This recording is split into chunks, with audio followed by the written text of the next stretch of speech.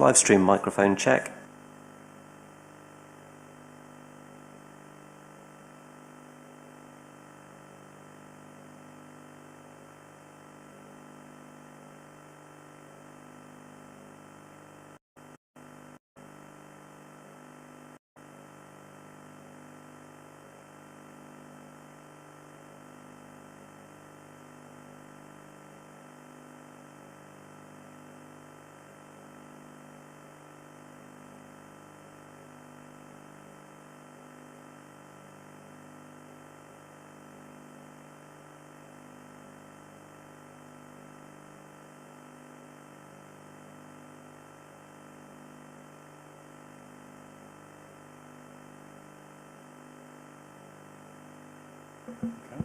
Okay, thank you very much. Well, good evening and welcome to this meeting of the policy panel this evening. I'm Councillor Jocelyn Law and I'm chairing the panel this evening. To begin with, we've got a few housekeeping matters. There are no planned evacuations for this evening, so if an alarm sounds, please evacuate the town hall by going down the main staircase or the back staircase to the High Street and then to the car park behind the town hall in St Rumwald Street.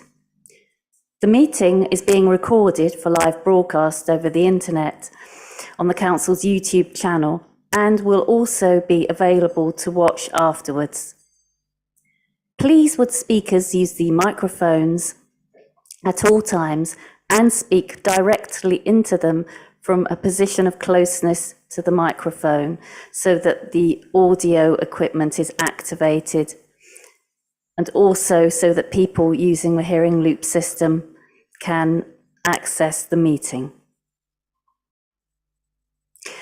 Members and visitors are also welcome to use mobile phones and other devices, including cameras, but please use them discreetly and turn them to silent and do not use the voice or camera flash functions. We may have a break at 8 o'clock, subject to the items remaining on the agenda.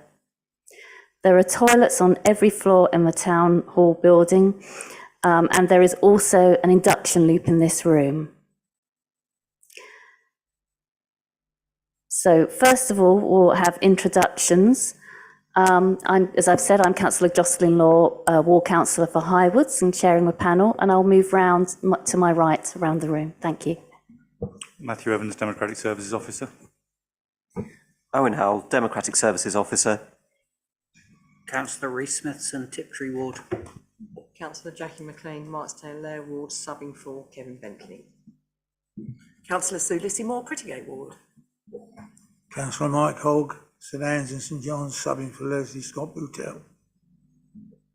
Good evening, Chair. Councillor Dave Harris, substituting for Councillor Julie Young. Good evening, everybody. I'm Richard Walker. I'm Head of Parking for Colchester. Good evening, Richard Block, Chief Operating Officer.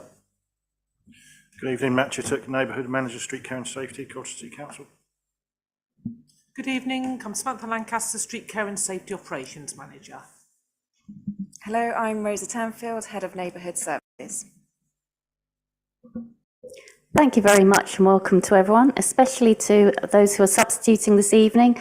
As I've just mentioned, so welcome to Jackie McLean, who is substituting for Councillor Kevin Bentley, Councillor Dave Harris for Councillor Julie Young, and also Councillor Mark Hogg for Councillor Leslie Scott Bitter. Thank you very much. There are no urgent items, so I'll just move through the agenda.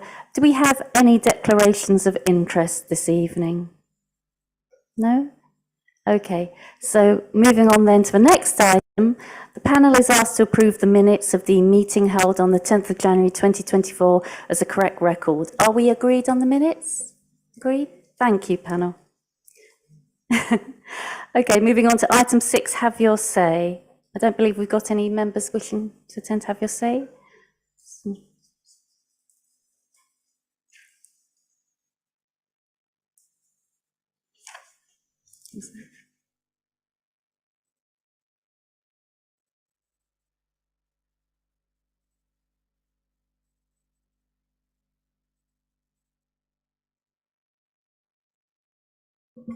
Thank you very much. So then we'll move on to item 7 on the agenda, which is a presentation on shared services, and that's with Richard Block, Chief Operating Officer. Thank you very much, Richard. Thank you, Chair, and thank you, elected members, colleagues. I'll just let Owen get the slides up, which I did get circulated in advance of the meeting, so hopefully you've had a chance to familiarise yourselves. But this follows, I think, from an item that you had at the last policy panel around a proposed procurement partnership. And I think it's fair to say that item created quite a lot of discussion, and it was felt it would be useful to kind of bring back a broader update in terms of the shared services work that's happening across North Essex councils, and how that procurement partnership fits into that, and to give some reassurance to the panel about the stage we're at on our shared services journey, which is still quite early, to be fair. And there's a real opportunity for you as a policy panel to be able to feed into that, and that's very much the purpose of the presentation tonight, so you can provide any words of advice around the policy perspective for this area of work in advance of cabinet consideration later in the year, probably in the summer. I'll cover that a bit later on. Next slide, please. So just a real explanation that we're, in terms of shared services, it's not new for us as a council, and not new in public services or indeed the private sector. I think collaboration, sharing of services, it's called various different things, happens quite widely, and we're no exception to that. And you can see some examples on the slide of some of the areas that we've been sharing for quite some time now. They're differing types of services to differing levels of extent, but it just shows you really that this is a well-trodden path. And I had a discussion with the scrutiny panel about this as part of our Fit for the Future change programme, and just directed them to the LGA website. There's lots of examples of shared services on there, so it's a well-trodden path. Next slide, please. So start with the why, because I think that's always really important to understand why we're actually going down a particular route or proposing to. And you can see the rationale and the reasons on this particular slide. I'd say for the services concerned, probably one of the biggest rationales is for resilience. As individual councils, in a lot of the specialist roles that perform things like procurement, finance, etc., they're actually quite difficult to recruit to and retain staff in. And by combining our efforts, we can increase resilience as well as attractiveness in terms of the roles we're putting out. We can improve our capacity and agility across multiple partners. If we've got more people working collectively on a particular service, we'll have a greater capacity to deal with ebbs and flows with demand in particular councils, as well as issues such as sickness and leave, etc. Employee retention and development. By sharing services, we think we can create some bigger, more attractive roles across councils and other organisations, and we can be honest, perhaps also offer a better rate of pay. If we're offering roles to staff working across a far greater geography with combined resources, we'll be able to compete for really valuable skills in these sectors. There's something around kind of shaping our own future in Essex, and as you'll hear in a minute, the shared services work has been done very much under the umbrella of North Essex councils. So that's, believe it or not, Epping in the west, right the way across to Tendring in the east, and all councils in between. And there is an element of showing that we can be really efficient and effective and work together collaboratively in these services of our own accord, without anyone doing it kind of to us. So that's a key factor in this. That we do believe there will be efficiencies as well as a result of shared services. That it's not necessarily just staff efficiencies, but in something like procurement, if we're buying together and aggregating contracts, and going out to the market in a collective way, we anticipate there will be some efficiencies and economies of scale by actually doing that. So financial efficiency is a part. I'd say it's not the principal driver, but we do anticipate it will be a very welcome part of shared services. Next slide, please. So I've mentioned North Essex Councils, and it's really important to position this shared services work under that umbrella. It's a grouping which has been developed and it's been going now for several months. There's a elected member element. Indeed, the leader who's here now plays a part in that, is on a committee of members, which is generally leaders, I think, of those councils across the North Essex area, and senior officers and chief executives are also working together across that North Essex area. There's three principal parts of work that North Essex councils are working on. Housing, so trying to respond to the housing challenges that we're all facing, but on a North Essex basis, because that really makes sense. And indeed, we just had a housing summit that was across all North Essex councils recently, extremely successful. Growing the economy, so taking on the excellent work that the North Essex Economy Board has undertaken previously, and shared services, which is what I'm here talking to you tonight about. In terms of shared services, because of the number of councils involved across North Essex, it's been thought prudent for a smaller number of us to work really, closely on building the concept around the services that I'm going to talk to you about tonight. And those councils are Braintree, Epping and Colchester. Next slide, please.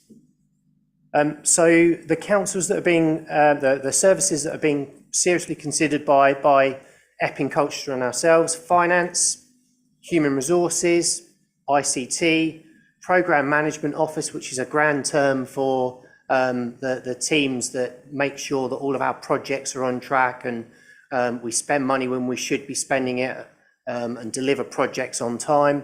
Revenues and benefits, and procurement, which you've heard about previously, but that is a wider group of councils rather than just Epping, Colchester and Braintree across North Essex. Next slide, please. So we've got a vision, because we need a vision. We need to kind of know what we're aiming for, where we're heading, and thought it would be prudent to share that with you. And you can see the kind of the key aspects of the objectives that I talked about earlier in that vision, the aims of why you share services. That's really kind of given us our vision in terms of how we move forward on this work. So very much recognising we are sovereign councils, because I think that might have been a concern as well at the last policy panel. We're not talking about, joining councils up or anything like that. This is about sharing services that make sense for each of the councils whilst maintaining that sovereignty. If there's a nod to efficiency in the vision, which I talked about earlier. There's also a nod to the fact we do need to change as organisations and change how we deliver these services if we're going to be fit for the future. So the final element is that ultimately these services need to deliver for our customers, and you often don't think about the direct impact that a lot of those kind of support services have, but without them operating effectively in the background, our frontline services just wouldn't operate either. So they are really essential. So any service still needs to take account of that and deliver for each of us as an individual council and for our customers, both our staff and also the residents that you all serve. Next slide, please. So we've been doing some work really just trying to understand how each council is different and how it's set up in the services that I've mentioned to you previously. We've been looking and identifying that we're not all in the same place. We have differing levels of resources and we're different sizes and scales and have some different issues. Okay. Okay. We need to work together to work out what will work best for us in terms of service design in those shared services. Next slide, please. What have we done so far? We've been in a discovery phase, which has been very much looking at taking opportunistic efforts where vacancies occur, and indeed we've got some. We have a shared head of digital or service director for digital and transformation, Mel Kemp-Salt, who some of you will have met. So we're taking those opportunities as vacancies come up. But what we're doing is really trying to get to grips with how each council is set up to identify the next stage to be able to bring back a full business case to each council, which is anticipated to be ready for the summer this year. So members will have an opportunity to be able to feed into that through the formal governance process. As you'd expect, there's some informal governance as well, and indeed the leaders of each of the councils are meeting to provide that kind of informal governance from a member perspective. But as I say, there will be a full business case that comes forward that will detail everything we've discovered in terms of what's different between the different councils and how we can set up shared services in the services that I've mentioned earlier to be effective and to deliver the vision that I've also shared with you. Next slide, please. We've got a shared services board, so there's some fairly high level kind of sponsorship of this. The three chief executives across Epping, Braintree and Colchester are working with us as directors to be able to steer this. It's important that there's top level support because of the kind of nature of the change that's required. And we've got a programme team that sits beneath as well that's actually driving it. So we're kind of serious about this. There's some serious effort being put in the background to be able to get us to a position where we can bring something that we think will be meaningful to members in the summer. Next slide, please. So what's next? We're working with teams and we're really engaging with them. Indeed, there was a workshop today of the three councils' HR services all together in one place in Braintree to start to actually develop a blueprint for a shared HR service that will actually come forward as part of that business case that I mentioned earlier.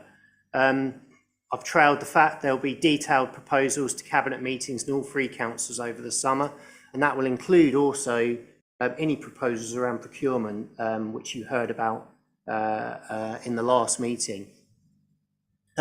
Implementation timescales, then will depend on each area. We're not going to do all of this at once, so we wouldn't create a shared ICT, finance, HR, all at the same time. We're going to need to phase it because we're talking about some fairly significant change here for the particular councils. We will build time in for consultation. I mean, I'm having this conversation with you now at quite an early stage, so views and concerns would be good to hear from members so we can actually feed them in. And also what you'd expect to see in that business case, because ultimately we're going to need to convince you as members that this is the right thing to do in terms of that. So we'll consult with staff, naturally, you'd expect that. We'll consult with the trade unions as well. The whole process will be collaborative. It's going to take a few years to create shared services across all of those different services. Some will be more straightforward than others. Something like HR will be, I think, will be a bit more straightforward because we've got quite a lot of integration already. We have a shared payroll service, which we're actually delivering. Something like revenues and benefits will be a big job because there will be some IT system changes that will be required and some fairly significant staff changes. So it will take a while, but we'll have a detailed programme that will come back as part of that business case in the summer. And I think that's probably it. I'm happy to take any questions or words of advice, because the one thing I have learned is that lots of people have got experience of this, both in the private and the public sector, and there's lots of words of advice which I'd be welcome to take as well. Thank you. Councillor Smithson. Thank you, Chair. Thank you, Richard. Really informative. This is probably my second favourite subject after tax. So, having gone through 5 shared service outsourcing programs, so several things spring to mind immediately. Rather than building our own shared service centre, have we ever considered outsourcing these functions? Because that is currently the current flavour, shall we say. I know half a dozen commercial organisations that are losing their procurement function and outsourcing it to someone like IBM. But from what you're saying with the grand plans to shared service centre, lots of things, then that might not be appropriate. Obviously, you mentioned unions and 2P and changes in employer and all that sort of stuff leaps off the page. And I think members will want some reassurance whether the plan is to set up a separate entity and transfer employees into that, or employees will transfer to different councils.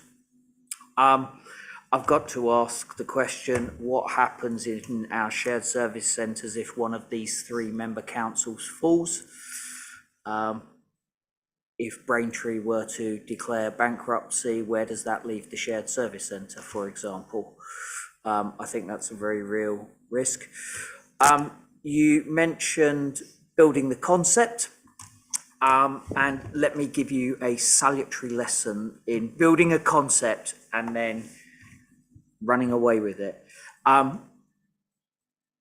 In the late 1990s, BT was the biggest restaurant operator in the country, and as of last year, BT Fleet was the biggest fleet workshop provider, servicing something in the region of 250,000 vehicles a year for everybody from British Gas, their own fleets. Even the AA outsourced their maintenance to BT Fleet. It never made money.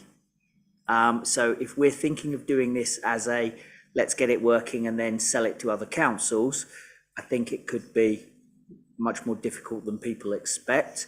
And the salutary lesson being that BT Fleet was sold to a venture capitalist last year and has gone bust. So just be careful with that. If I may, Chair.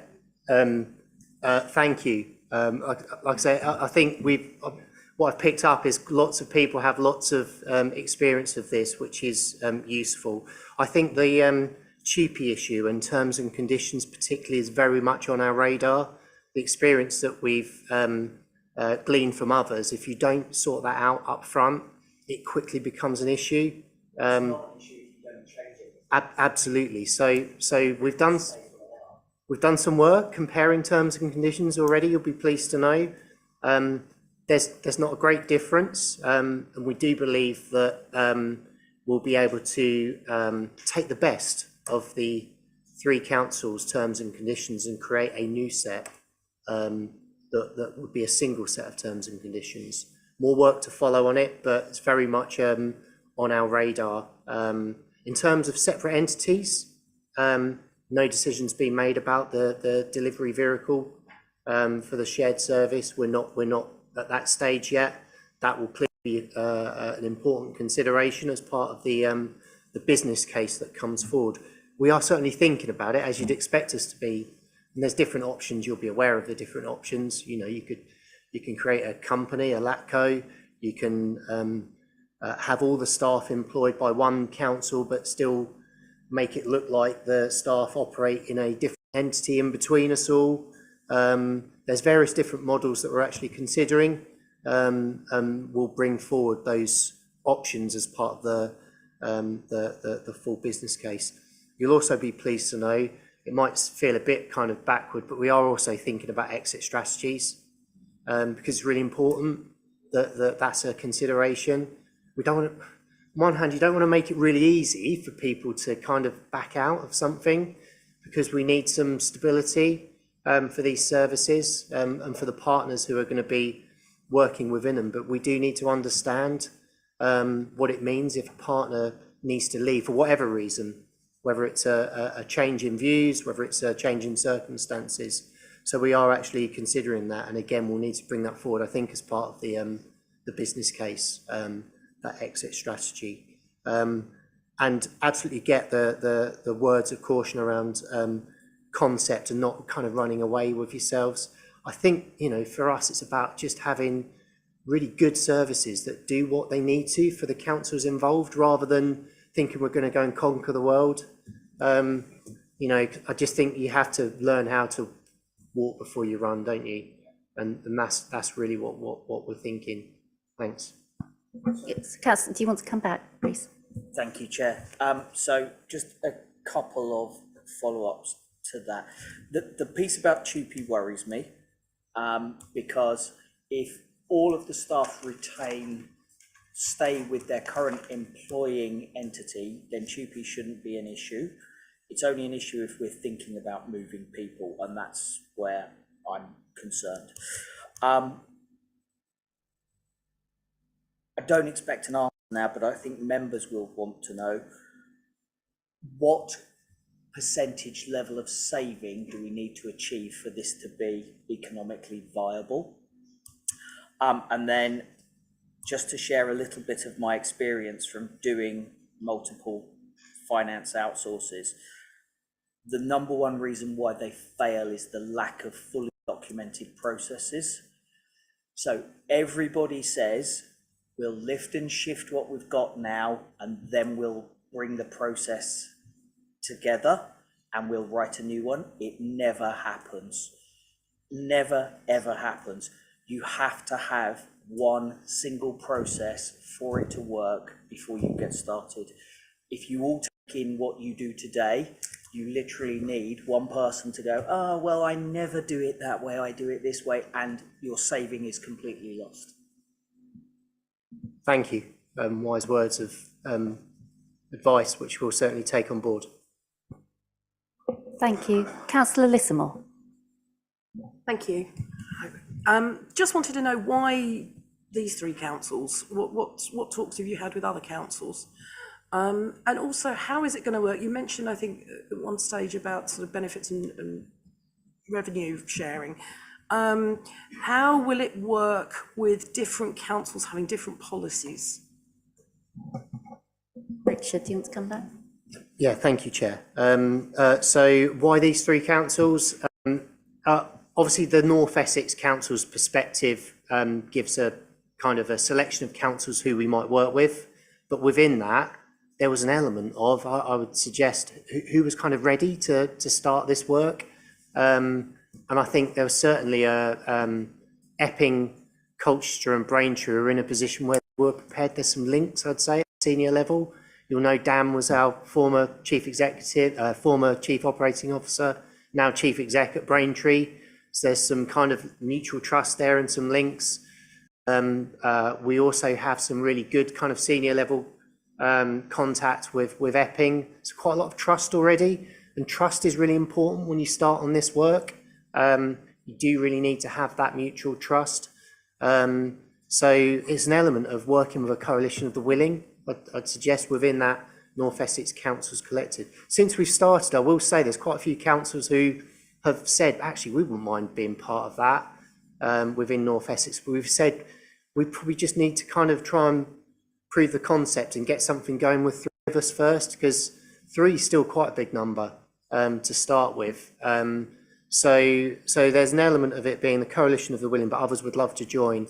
I mean, Essex are also supporting, I'd say, Essex County Council, with some resource and some capacity, which has been really welcome. So they're kind of watching, almost having a watching, supporting brief, which has also been quite useful. In terms of policies, and will we all change to the same policies? I think there'll be some decisions for each council to make, and the decisions will be how much differentiation does each council still want in these areas versus how much efficiency do they want? Because the more we can kind of harmonise policies, the more efficiencies we'll get. Because if you can imagine, if you've got someone working in a shared service and they've got 3 different types of HR policy on a particular employee's relations issue, they're just going to really struggle, and it probably won't save us any money. So we will need to look to harmonise. I will say that the sorts of areas we're talking about, although they're really important to support frontline services, actually the policies they have shouldn't really make it look different in terms of the services that are provided out on the street for residents. As long as they're effective and they actually ensure that those frontline services can be delivered, I think there could be some harmonisation of things like IT policies and the finance policies. And I mean, it talks to Councillor Smithson's point, you know, it probably isn't going to work if we have completely different ways of doing things across the 3 councils. So there will need to be some harmonisation, but there'll be a debate about that on how far we harmonise, that will be linked to sovereignty versus how much efficiency do we really want out of it. Councillor Lismore, do you want to come back at all? Yeah, I do find that quite concerning, because it almost seems like a form of unitary through the back door. Yeah, it does concern me that you're going to have, when you're making a decision, you're going to say, well, if you make a decision which is virtually the same as Braintree and virtually the same as someone else and virtually the same as someone else, it'll cost this much. But if you make this decision, which is actually what you think is best for Colchester, it's going to cost you more because it won't fit with the criteria of what we've got for the shared services. So it worries me a little bit. If I can come, I understand that concern. I just gently push back on the basis that I think this is an alternative to unitary. If we can do this really well and show that we can work collaboratively, it kind of productivity and, you know, is the name of the game, isn't it, today, in the budget, public sector productivity. I think if we don't show we are more productive, I suspect probably something else might come down the road for local government. So this is about taking our own taking control of our own destiny. So I do think it could be a counter as well to unitarisation if we can really do this efficiently. But we do need to accept that there might be some trade-offs in terms of sovereignty. Councillor Harris. Thank you, Chair. Thank you very much. Very interesting debate on this. And my own view is very positive on this. I think, having seen the way shared services, in all those different words, in my own industry, in the railway industry, over 30 or 40 years and various iterations, I saw how positive and how much could be gained over a period of time. People's well-being at work, people's efficiency, people's productivity, all improve in the right way. What I don't want to, I would warn against some of the things that Councillor Smithson was worried about, and I understand his worry. But if you burn your bridges and off cost everything into some other, they've got you over a barrel then. So you have to make sure that you've got ownership and that the 3 councils have got ownership. And I like the word that you said, Chair, the harmonisation. We won't be harmonising policies because the Cabinet and the Council of this council will have its own policies and its own priorities, as will the other partners. But what you can harmonise correctly, as you pointed out, is the services and the way that we do things, and you can actually do that in a very productive way, I think. I'm quite for it, and I sort of know it's still in early stages, but for me, I'm quite excited about the challenge and what you're up for in the next few months or years to come. If I may, Chair. Listen, I get the point around policy. I've heard it twice now. You know, there's a concern around that harmonisation point, or not necessarily harmonisation, us kind of giving up sovereignty. I hope that I see there being sort of 2 types of policy. There's the kind of organisational policy, which is how officers need to do things like HR policy, and then there's the policy, the public policy. And I don't think there's any suggestion that the public policy side would be in any way kind of, you know, given away or harmonised. This is more about the officer side of things and how we do things, I'd suggest, rather than that public facing element. So just to give that reassurance. Thanks very much, Richard. I mean, I think you've probably touched on this already, but I was just interested, really, I've been thinking about how we still make sure that services we deliver, that there's sort of like a place-based sort of narrative and sort of sense, especially for residents accessing services, that they will still feel they're dealing with services delivered by their local council. You know, sometimes you kind of come across anecdotes about sort of, you know, people dealing with call centres and everything centralised in different parts of the country, and people not feeling that they're able to get through to someone who understands about an issue in their actual, you know, locality. So can you sort of like shed any light on that? Yeah, absolutely. So hopefully the nature of the services that I'm talking about, again, they're the sorts of services that operate in the background rather than the frontline services that you've got colleagues around the table who are delivering.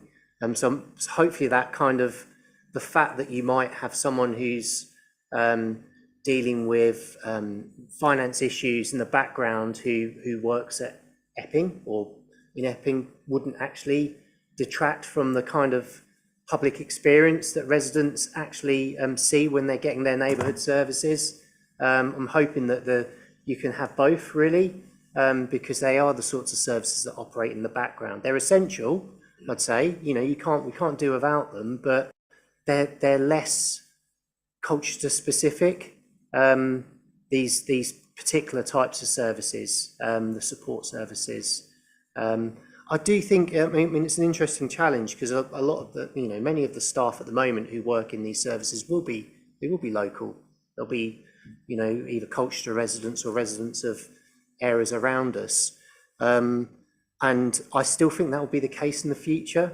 You know, I still think because, you know, to operate things like a HR service, you can do some of it from an office or from a hybrid workspace at home, but you do actually need to come to the organisation as well to actually do it. So I think that there'll be a natural almost self-selection of the staff by the geography in many of these services.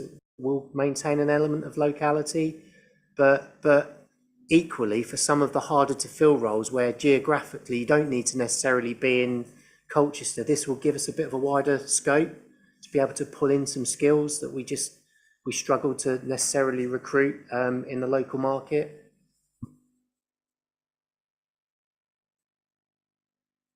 Okay. Councillor Hogg. Thank you. Forgive the voice. Unlike Councillor Harris, I'm not going to get excited about this. I'm too old to get excited. This is not a new thing. I mean, I spent 43 years, I can't believe that, 43 years in the NHS, and we had reorganisation after reorganisation, and particularly around the area of procurement, when they were buying in everything from a Swiss roll to a printer ink, and they got it wrong. I would suggest humbly that maybe you'd like to visit those organisations that tried this and couldn't make it work, or it failed. Look at where we could learn from. I mean, it may well be the way forward, but I'd say tread carefully around some of the nastier things that can jump out and bite you. So those who made it couldn't make it work. You have something to learn from them. Taking that forward. Richard, do you want to come back? Yeah, I completely agree. Learning is really key, and that's not just from the people who have made it work, but there's loads of examples of where it has failed. So what would be criminal is if we make the same mistakes, you know, when it's such a well-trodden path, but because, you know, we're not necessarily at the forefront, you know, pioneers at this, lots of others have been, so we can actually use the lessons they've actually got, and hopefully not make those same mistakes. So good words of caution. I will say we are reaching out and looking at others. Any of you know about the the LGA peer challenge process? We had a peer challenge recently. I'm a peer challenger. I've done one peer challenge of a tri-council shared service arrangement in Lincolnshire. and I'm going back to do another of the councils in that partnership later this year. So I'm harvesting lots of information and learning from how they've made things work. But if you've got examples where it hasn't worked, I'll be interested to hear them as well. Particularly if you've got any contacts, people we can speak to. Thank you. Do you want to go back, Councillor Walker? Fine. If you do get it wrong, there'll always be a job for you in the NHS. Councillor Smithson. Thank you, Chair. Richard, can I ask you a Colchester-related question? Do you think we're at, choose my words carefully here, do you think we as a council risk undermining the shared service strategy with our current electoral cycle because the political decision making could change year to year, and that doesn't lend itself to the stability you need for a long-term shared service centre arrangement? I think there's a hint of a political element to that question, Councillor Smithson. So I may either duck it or ask the leader whether he has a particular view, because he's also talked to the other leaders, so he may be able to give a political context of where they're at around this. Councillor King. Love that question. Well, you know my personal view, which is that to run the council professionally, my personal instinct would be to have a longer cycle. But that's not where the majority of councillors are, and we have to respect that, so we have to work with what we've got. But there's lots of cross-party understanding about this, and if you look at the three councils, two of them happen to be Conservative, and one at the moment is what we have here, this curious administration led by the Dems, but there's actually, and I know there's respect for this, is very much something that works by cross-party consensus on the things that matter. So I put it in the category, this is one of those things that matter. And that's one of the reasons why we're having the conversation here tonight, to learn, but to gauge understanding.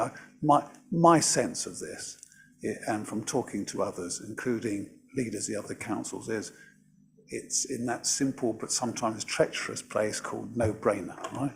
Yeah. Why wouldn't we want to, for the reasons articulated so well, to strengthen our ability to make sovereign local decisions, to do the very best for our local residents by combining back office services and adding strength, resilience, capacity, and I think along the way finding some savings which we know are going to be needed given the pressures on all local government, regardless of politics, regardless of change if it happens. I have no sense at all from talking to other leaders across North Essex or elsewhere, there's anything other than that powerful instinct that it's better to shape your future, and this is part of that shaping our future, and regardless of politics, and there's a kind of consensus about that. We don't expect more resource to come down, do we?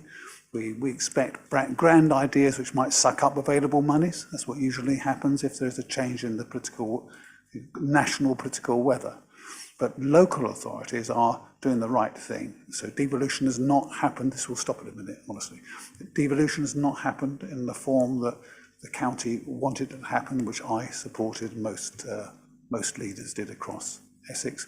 So we're doing, in that spirit, the next best set of sensible things, and we're going to compare, contrast, and ensure we've got consensus around that. Practicalities have always been accepted in my limited experience inside this council. Around that, there is little contention, actually. It's not a policy decision, frankly, it's a survival instinct, better to get ourselves into a better place. And there's a lot of trust. This is a difficult thing to talk to when we come from different places, but there is a lot of trust about how local government is best served. And this kind of work is one illustration of that, but there are others. I have real confidence in this, to be frank. And the test will be, Chair, that we do this in a way that becomes institutionalised enough to get past the changes in people. We go back to changes in political cycle.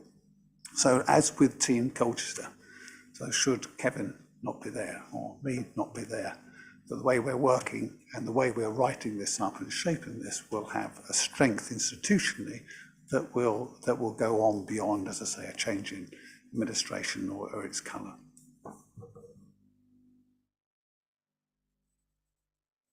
Councillor Harris. I take a very similar view to the leader, but I would say this very simply, that if you're going to change the council every so often, as is inevitable will happen in decades to come, then the policies and the strategies are different things. The policy and the strategy of the council is there. The business case for a shared service is, for me, completely separate. It's like an automobile running an engine. Whoever's in the steering wheel is there. Doesn't matter which way they steer it, but the engine works as efficient as it always does. For me, the two are completely separate. Does anyone want to come back on that? Okay, well, thank you very much. Sorry, Councillor McLean, sorry. My biggest concern is, from where I come from with my line of business, working with different partners if something goes wrong, and then they throw their toys out the pram, and then they're never going to use you again, and then somebody gets upset with somebody. You know, I just feel the concept would be good if we could guarantee what would happen, but we cannot. And the way we're all working politically, it is so very difficult. And I really do feel if you upset just one person in that industry or that department, they have so much power to scupper the whole lot. I know it's not a nice thing to say, but you know, that's what I really do worry about going forward with business. You know, we're talking a lot of money here to keep this services running, and somebody could have so much power, and somebody can get so upset because of something so stupid. But you know, I mean, you know, that's my only biggest worry for it all going forward. Richard, do you want to come back on that? Yeah, if I may, Chair. It's a really good point, and I'd echo the leader's comment that trying to make this not people rather than, you know, trying to kind of make it more of an embedded element, but people are naturally involved in these services. I think one of the things that we will need is for each council to feel they've got enough control over the shared services. There will need to be some kind of, including member control, some kind of shared governance or steering from members to be able to shape what the service does, and also to deal with dispute resolution and the sorts of issues that you've mentioned. So there's a way of actually dealing with issues, but I accept people are people, and they fall out sometimes.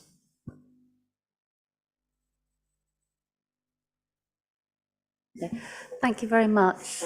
So I think if we've got no more comments, then we're probably at a stage to think about recommendations about the material that we've heard this evening. So I think if I'm sort of hearing broadly from panel members that there's a concern about mitigation of risks in various factors, and that's in terms of sort of bring policies together, personnel and embedding processes. I don't know if that's too broad a recommendation, Owen, but I think that's something I'm hearing. And also the concern or the ability to sort of manage, sovereignty for councils while still benefiting from, economies of scale and, harmonising processes together would be another recommendation. Is there anything else panel members feel strongly they want to add? No? That's okay. Is that okay, Anna? Yes, Chair. So if I take those down and take those as recommendations that Cabinet consider these in their deliberations over the matter, and say that they're fed into the process going forward. Yeah. Can I just say thanks very much, Richard, for coming along and for your time to work on this. And I think members really appreciate, we all do, don't we, that it's really important for us to be able to have this kind of dialogue at all stages. really helps us, and I think helps with engagement and just general understanding. I think it can make the whole policy and everything flow smoothly later. So thank you very much for your time this evening. No, thank you. It's been really useful, and I was kind of a bit fearful. I haven't got loads of detail to give to you, but in a way, if I give you a load of detail, you'll say, well, you've already designed it, haven't you? So what's the point of so thank you. I'd like to say in our defence, we're not that scary all the time. So.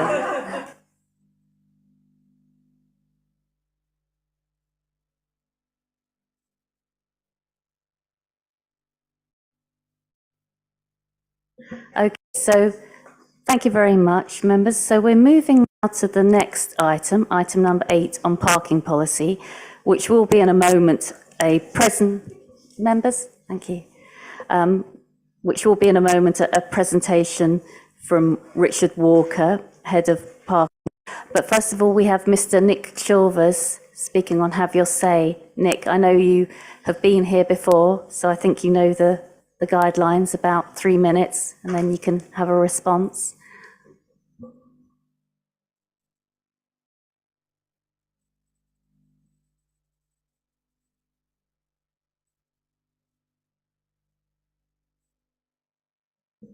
Thank you, Madam Chair. Parking strategy. Look, simply as a resident, 2 or 3 things from me, personal views, but there it is. The council has an economic development department, presumably to foster business in the town centre and beyond. So does the parking, NEEP or whoever it is, ever talk to that department? When they rack up prices, plan to close car parks or start to charge for on-street parking, do they get views from that business section? Does it take any notice of the impact their decisions have on town centre footfall and trade? In my opinion, this is a separate matter, the council fails to give enough consideration to drivers who simply don't like multi-storey car parks. It's usually about confidence, safety of self and or the car, and convenience. So why don't you task some students or somebody to ask drivers as they leave the popular Britannia car park? It was full on Sunday, absolutely full, that serves the south and southeast. Just one question. Why aren't you parked in a multi-storey? And tick any of 3 boxes: convenience, car safety, personal safety. You can copy the results of the all-powerful planning committee, department who seem blind to customer needs and cling to outdated plans, in my opinion. Now, with regards to getting drivers to park further out and walk in, there are 3 routes to the centre that are either along grotty streets or up hills, and that's enough to dampen any visitor's enthusiasm. Let's turn to NEEP's proposals to charge all at £2.40 plus the M-permit charge along Military Road and St John's Green. That is excessive, in fact punitive, at those locations. Any charge along Military Road is totally unnecessary. I've travelled that road nearly every day for 50 years, never seen a problem that needs to be managed. It's just it's a cash-raising exercise. There seems to be an assumption that by some that people who run a car are either lazy, well off, or have loads of free time. They aren't, and they haven't. Decision makers should not take the view, it works for me, so it worked for you. I'm sure you'll be treated to loads of facts, but use some gut feeling. Put yourself in the shoes of others. I understand the need to stop drivers hogging popular spaces, so tell NEEP to give them first hour free of charge and then charge. Reconsider. I'm glad to see some councillors on North Essex in the press taking an interest in this, and hopefully more will. Seems to be a drive, go into multi-storey and like it or lump it. There comes a point where the public will say, yeah, blow this, I'm not going to do that, I'll go out of town. It seems business sections trying to attract footfall, and the parking department's trying to keep them out. Not very joined up. Okay, thank you very much for giving your views. Thank you. Richard, did you want to come back about any of those points? I'll cover some of that as I go through my presentation, but Just very, very broadly, do we talk to the business community? Yes, we do. They were part of our workshops, as I'll tell you about in a minute. We have the Business Improvement District who are part of that. And indeed, they formed a very large part very early on when we were designing the very successful offer, which has made Britannia Car Park what it is. So yes, do we look at footfall and trade? Yes, I'll talk about some ways that we're looking at key performance indicators, not just comparing Colchester with other places, but also comparing all the other ways of getting into Colchester. Drivers who don't like multi-stories, well, that may be as it is. I parked a multi-story tonight and I didn't come down a step when I came out of it. And it's very open and very clean and very well lit. And I felt safe using it, or I wouldn't have used it. We're looking to make some improvements to those car parks as well, which I'll briefly touch on in there. But what land use is expensive, and you could put the land to other uses, which is why we tend to build up rather than out when we look at car parks in city centres. And there are alternatives that we're looking to keep a hold of and that aren't up the hill from where you have to park. But even if there were, then we'll have the rapid transit scheme coming on stream soon to speed you into city centre. And the on-street, yes, one of the things could be have a free hour and then charge more. We haven't designed those schemes yet for on-street parking. I did a little piece of work on that just yesterday, and there are 11 different alternatives that we're currently considering before we make any scheme design there. So there's a few pointers for you. Hopefully that's useful. Nick, did you want to respond to that? You have a minute.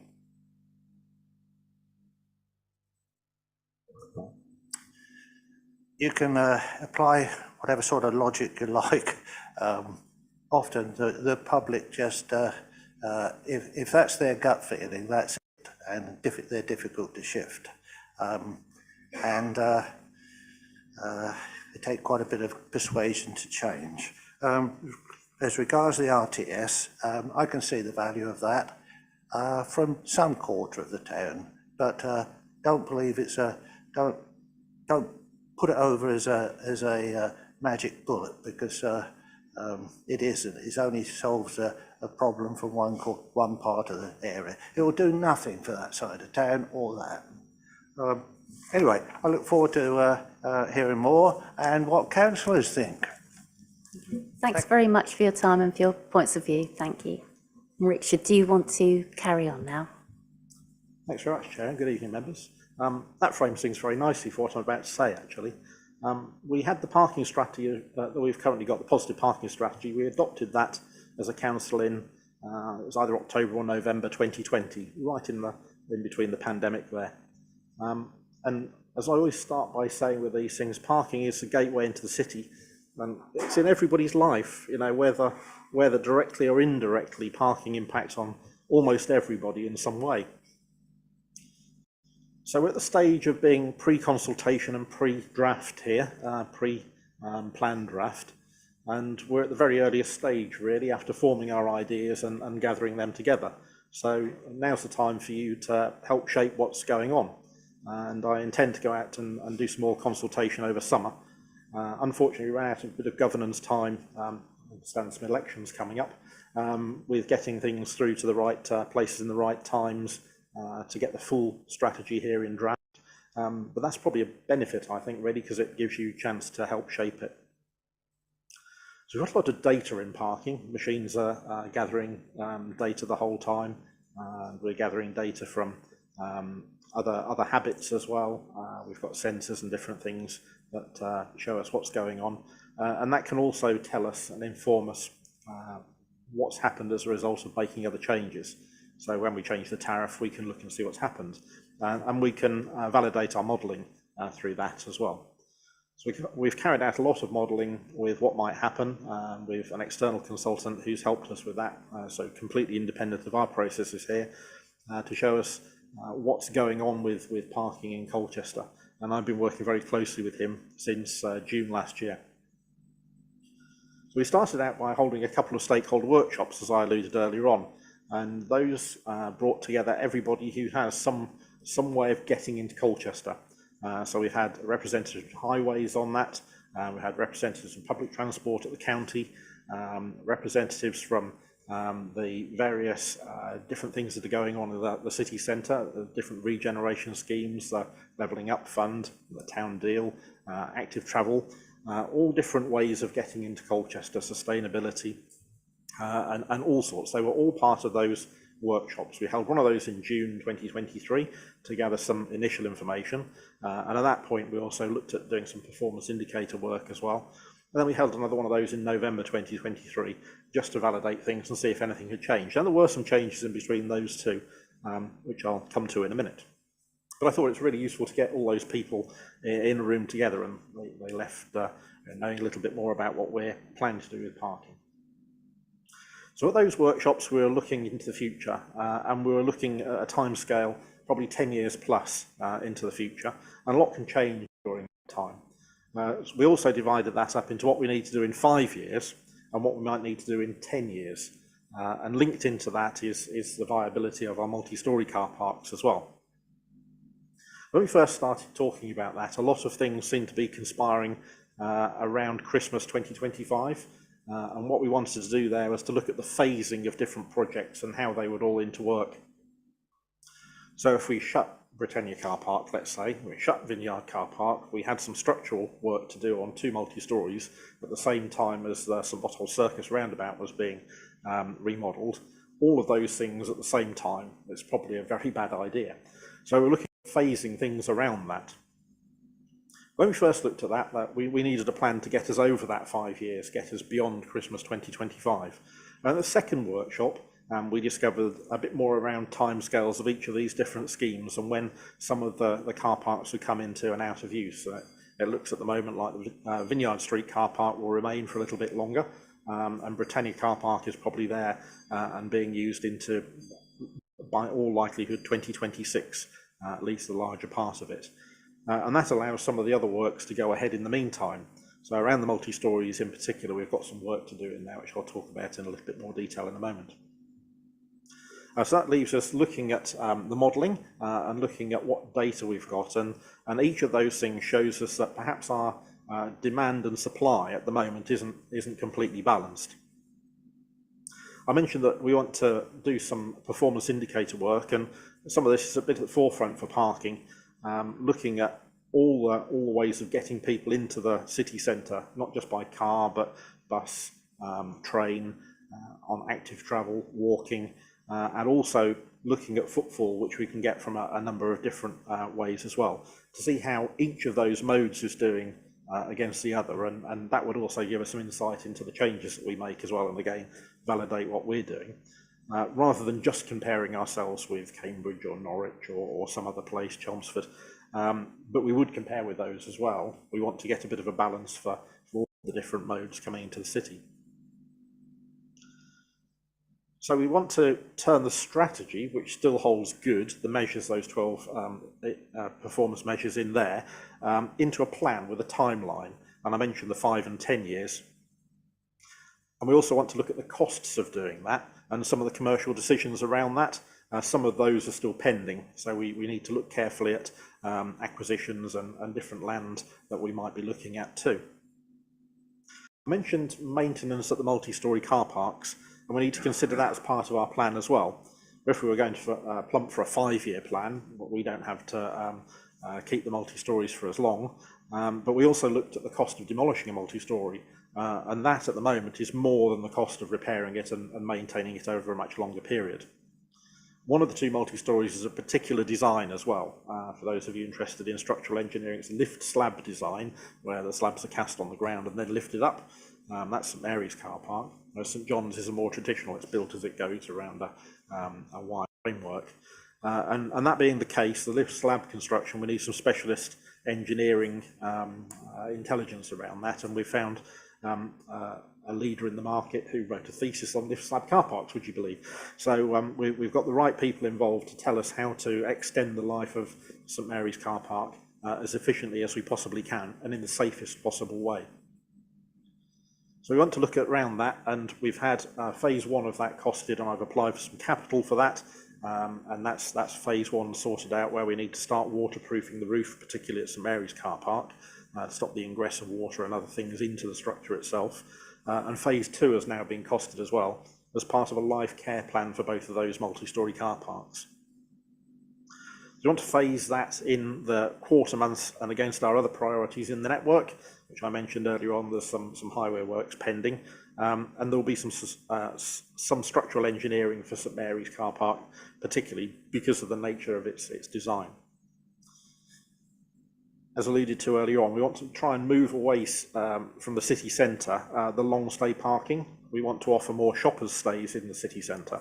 And there's a variety of different car parks in the current estate at the moment in our portfolio, and we intend to keep a variety of car parks in the longer term. We've also looked at walking distance as well, and some of the other sites around the city aren't actually that much further than walking from the back of Britannia car park through the customer route and out at the front there. But I recognise that there's all sorts of different needs for that. We've got Priory Street car park, which is a surface car park. That was extensively reconstructed in 2016, for instance. So Vineyard Street car park will remain for a time. So aside that, we want to turn over the space in the city centre car parks for shoppers more, the off-peak shoppers market, and then move the long stay more towards the park and ride. There's a large park and ride in the north, and with the rapid transit scheme coming in, that'll enhance the journey from there, and also the reserve piece of road which is currently being built will speed the journey time there. And in the future, of course, we need to look at the populace of Colchester as the garden community grows, and with that will be a developer-funded park and ride to the east, which again is some more spaces for the city. We also want to look at bolstering the south and west of the city, so we have some on-street provision in the west of the city, and down in the south we want to look at expanding Butt Road car park. This might be off into the future a little bit, so there are a few more choices to be made here, whether we enlarge the site there, or we acquire a neighbouring site, or whether we deck part of that, are all different choices that need to be made over the next 5 years or so. So that would stop people having to come into the city to then go out again from the south or from the west, because we recognise that park and ride is to the north and the east. There's been a lot of changes in habit as part of the pandemic, and some of that has seen the longer stay market reduced as well, as people start to work from home for a couple of days a week. And we were fortunate, I suppose, that before the start of the pandemic, to remove our interest in Middleborough car park, which we've handed the lease back to the private company there who runs the Octium. And that turned out to be a really good move at the time, considering the market for long stay in the city. There's a lot of choices around habit, and we might need to help people make new selections for car parks. So we recognise that there's a need for improving signage to help people find different car parks at different times. And that also links back to some of the national priorities. I sit on a couple of national groups looking at something called we've got 2 or 3, there's lots of acronyms in this. There's a national parking platform, which is about externalising our data, making the data that we've got for car parks readily available to use in sat-nav and mobile phones that connect to your car. So what we're trying to do there is influence choices at the earliest possible stage in people's journey to find the right car park. And there's quite a lot that can be done behind the scenes to dynamically assist as part of the journey, people finding the right car park choice for their visit today. Talking of visitors, generally in the city there's a bit of a lull between Easter and September, and that's when the visitors to the city tend to be accommodated. So it's good for the way that we try to balance our demand and supply, and only really does the demand reach the supply towards the last couple of weeks before Christmas. I mentioned earlier on about special offers as well. We put in that special offer in Britannia car park back in 2007-8. That was one of the first things I did since starting at Colchester here, and that was again with the business community. We designed just the sorts of offers that they felt they needed at the time. So we had a 4-hour offer at that time, and it was marketed in different ways.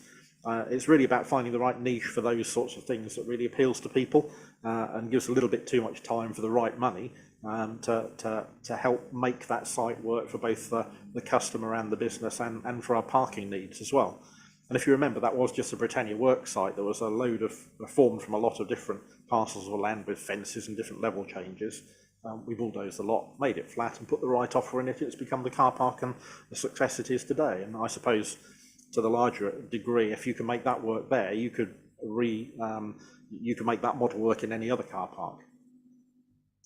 I mentioned that we're looking at the increasing population of Colchester, and we've modelled in what we might need for that as part of our spaces plan, bearing in mind that we want to take out the long stay from the city centre, which is one use of a bay every day, and make that into a churn bay where shoppers can use that more than once. So the space will be used 3, 4, 5, even 6 times a day. So we want to match our supply and our demand better, and we want to give a level choice to other modes. I've mentioned active travel, bus, rapid transit and train, and the East Park and Ride that will come on stream. And then in the longer term, there are even more choices to be made as things approach, but from a further distance away. So increases in capacity there, we'd be looking at maybe decking or site acquisitions or disposals along as part of the plan. And to do that, we've got an if this, then that sort of approach in our parking estate plan, which says if we need this, then these are the options that we could choose from. And that approach is beyond the first sort of 5 years there. So where do we need to go from here? I'd like to put together the timeline for this. We've got a draft timeline for that. And then in the new municipal year, have a consultation over the summer with our draft. You can help shape that as we go. Maybe return to policy panel with a finalised draft version of that. Scrutiny if required, then into cabinet in autumn or winter, I suspect, as part of that programme. And then we'd adopt a new plan to help us roll out the strategy. Thank you.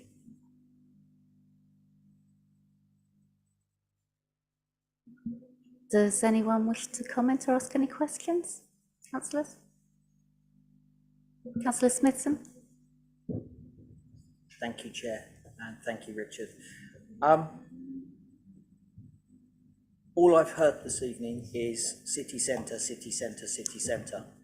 There's no mention in our parking strategy of the numerous car parks we manage that aren't in CO1, CO3. So I think if we're going to have a strategy, it needs to encompass all of our parking estate, not just 4 car parks in the city centre. There was no mention of Northern Gateway. There was no mention of Leisure World. There was no mention of anything other than shopping car parks. So I think we need to look at that and go back in. The other thing I didn't hear was looking at innovative ways to use car parking to generate revenue by perhaps demolishing the ugly existing multi-storey car parks, which have a huge footprint, and then building residential units with public car parking underneath. That's an option. If you're going to demolish completely, do what they did at the Bond Street site in Chelmsford, build underground car parking. What are we doing to look at things like that? If we own the land, we should be maximising its use. Thank you. Richard, do you want to come back on that? Thank you very much. Yes, you're right. We've looked in this part of the strategy at coping with the changes that are happening in the city centre. There's less change happening elsewhere, but we do have strategies for each of those. So we have a strategy for Dedham, we have a strategy for West Mersey, for instance. Those are other car parks that Colchester has an interest in. Wivenhoe, we talked to the town council there. So yes, we do have strategies for each of those others that form part of this, but the main change at the moment in the next 5 years, the focus is the big changes happening in the city centre. So that's where we've focused our attention here. But yes, I say we're right at the earlier stage of the draft here. So a good suggestion. I'll make sure that's included. So thank you. Other innovative ways of using the sites. Yes. Some of the sites that we own at the moment have different leases on them, and we'd need to look at how those leases work in order to remove some of the structures on them. But I agree that it would be much nicer if you had a streetscape that was wrapped with residential and some retail as well. And that may well happen as part of those life care plans as we see the end of life of the multi-stories and planning for 10 years plus that I mentioned in the strategy to start with. And so we looked at the first stage, whether what the cost of demolishing a car park is versus maintaining it for another 5 or 10 years.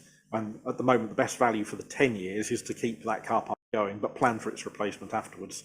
And I agree, something like the somewhat brutalist architecture of St John's car park maybe isn't the best vista of the north of Southway. If that were opened up, you could see how, as part of the master plan, you suddenly see the St John's wind steps and all the rest of it. You could see right through there and use that site in a completely different way. But I think that's sort of between 5 years and 10 years plus, and we need to be building that into our plans now. So I agree with you, yeah. Do you want to come back, Maurice? Yes, sorry, just one other question. Do you have an indication of the increase in revenue by converting car parks to churn spaces, I think was the term you used, churn rather than all-day parking? Yes, we've modelled all sorts of things, and we validate the modelling by what has actually happened since. So we've had our modelling running since I think 2007 was when the first one was started, and it's been built on and on and on since then. So yes, we've modelled different scenarios for that, and also model scenarios of if you shut one car park, where do the people go? Also, what cost would be needed to encourage people to use different car parks, thinking about elasticities of demand, and what would be the price of, say, long stay car parking in the city centre need to be to encourage people to use the park and rides more. There's a definite balance in that. So yes, we've done all that. That's part of our modelling in the first phase of looking to see how our supply and demand fits together. And also moving around different markets within different parks as well. We've modelled that, so we have ideas of what it does. We also started that because we had a long stay offer in St John's car park. It was £4 a day off, and that's now the offer that's in Britannia car park. And we've looked at how successful we can be with changing markets between car parks as well. And we're still gathering data from that. As St John's builds up to be a shopper's car park now, and the long stay market is currently in Britannia car park and the sort of surroundings before we look again. So yes, we have a lot of data on that, and probably separately outside the meeting. Thank you. Councillor Lissamore. Good evening, Richard. Do you have any immediate concerns about the structure of some of our car parks?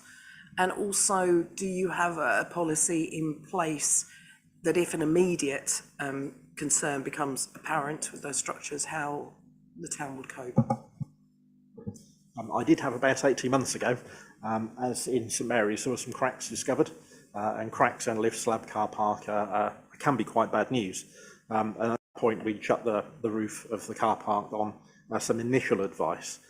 We have structural surveys done of the multi-stories in any event. They'd taken some invasive samples on the car park. If you're up there when you'd seen it, there's sort of a lattice work all over. They drill lots of little holes, sort of 9 inches apart, and they take measurements out of the concrete to see what the calcification is like, and whether that's getting into the structure itself.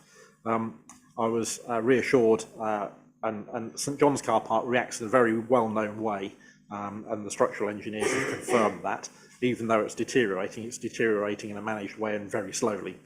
St Mary's was more of a concern, as I mentioned, the cracks, and we were fortunate that we found the right structural engineer to advise us on that.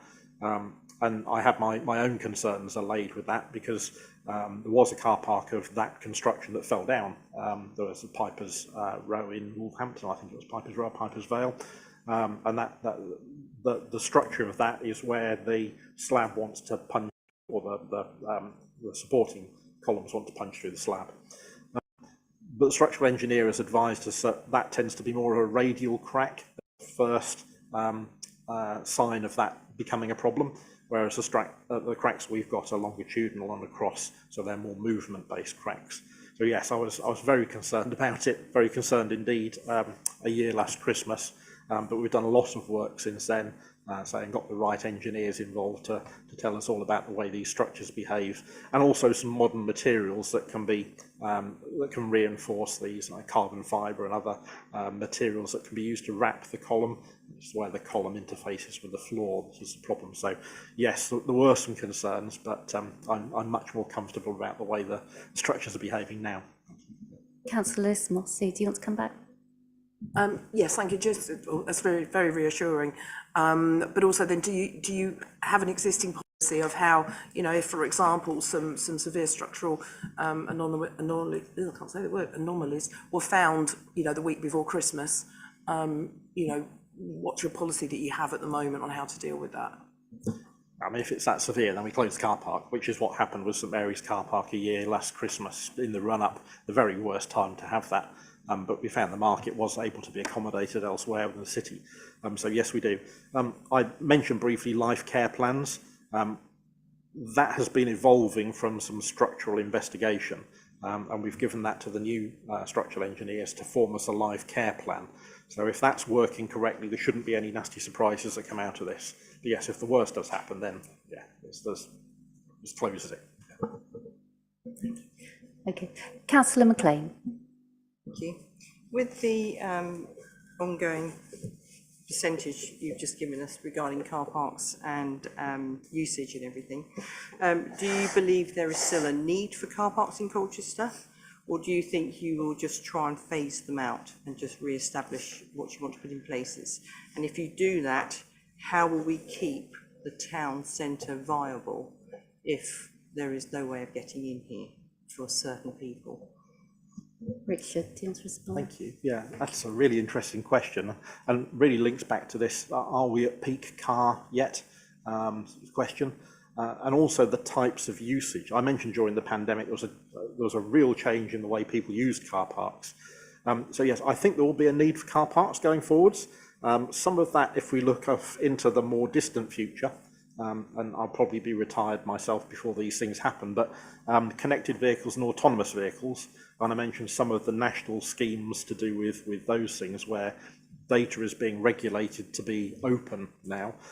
That's because the government would like to have that provided so that autonomous vehicles can learn and have those regulations on board already, so it will know where you can and can't stop the automated vehicle. It's not going to be anybody's particular vehicle.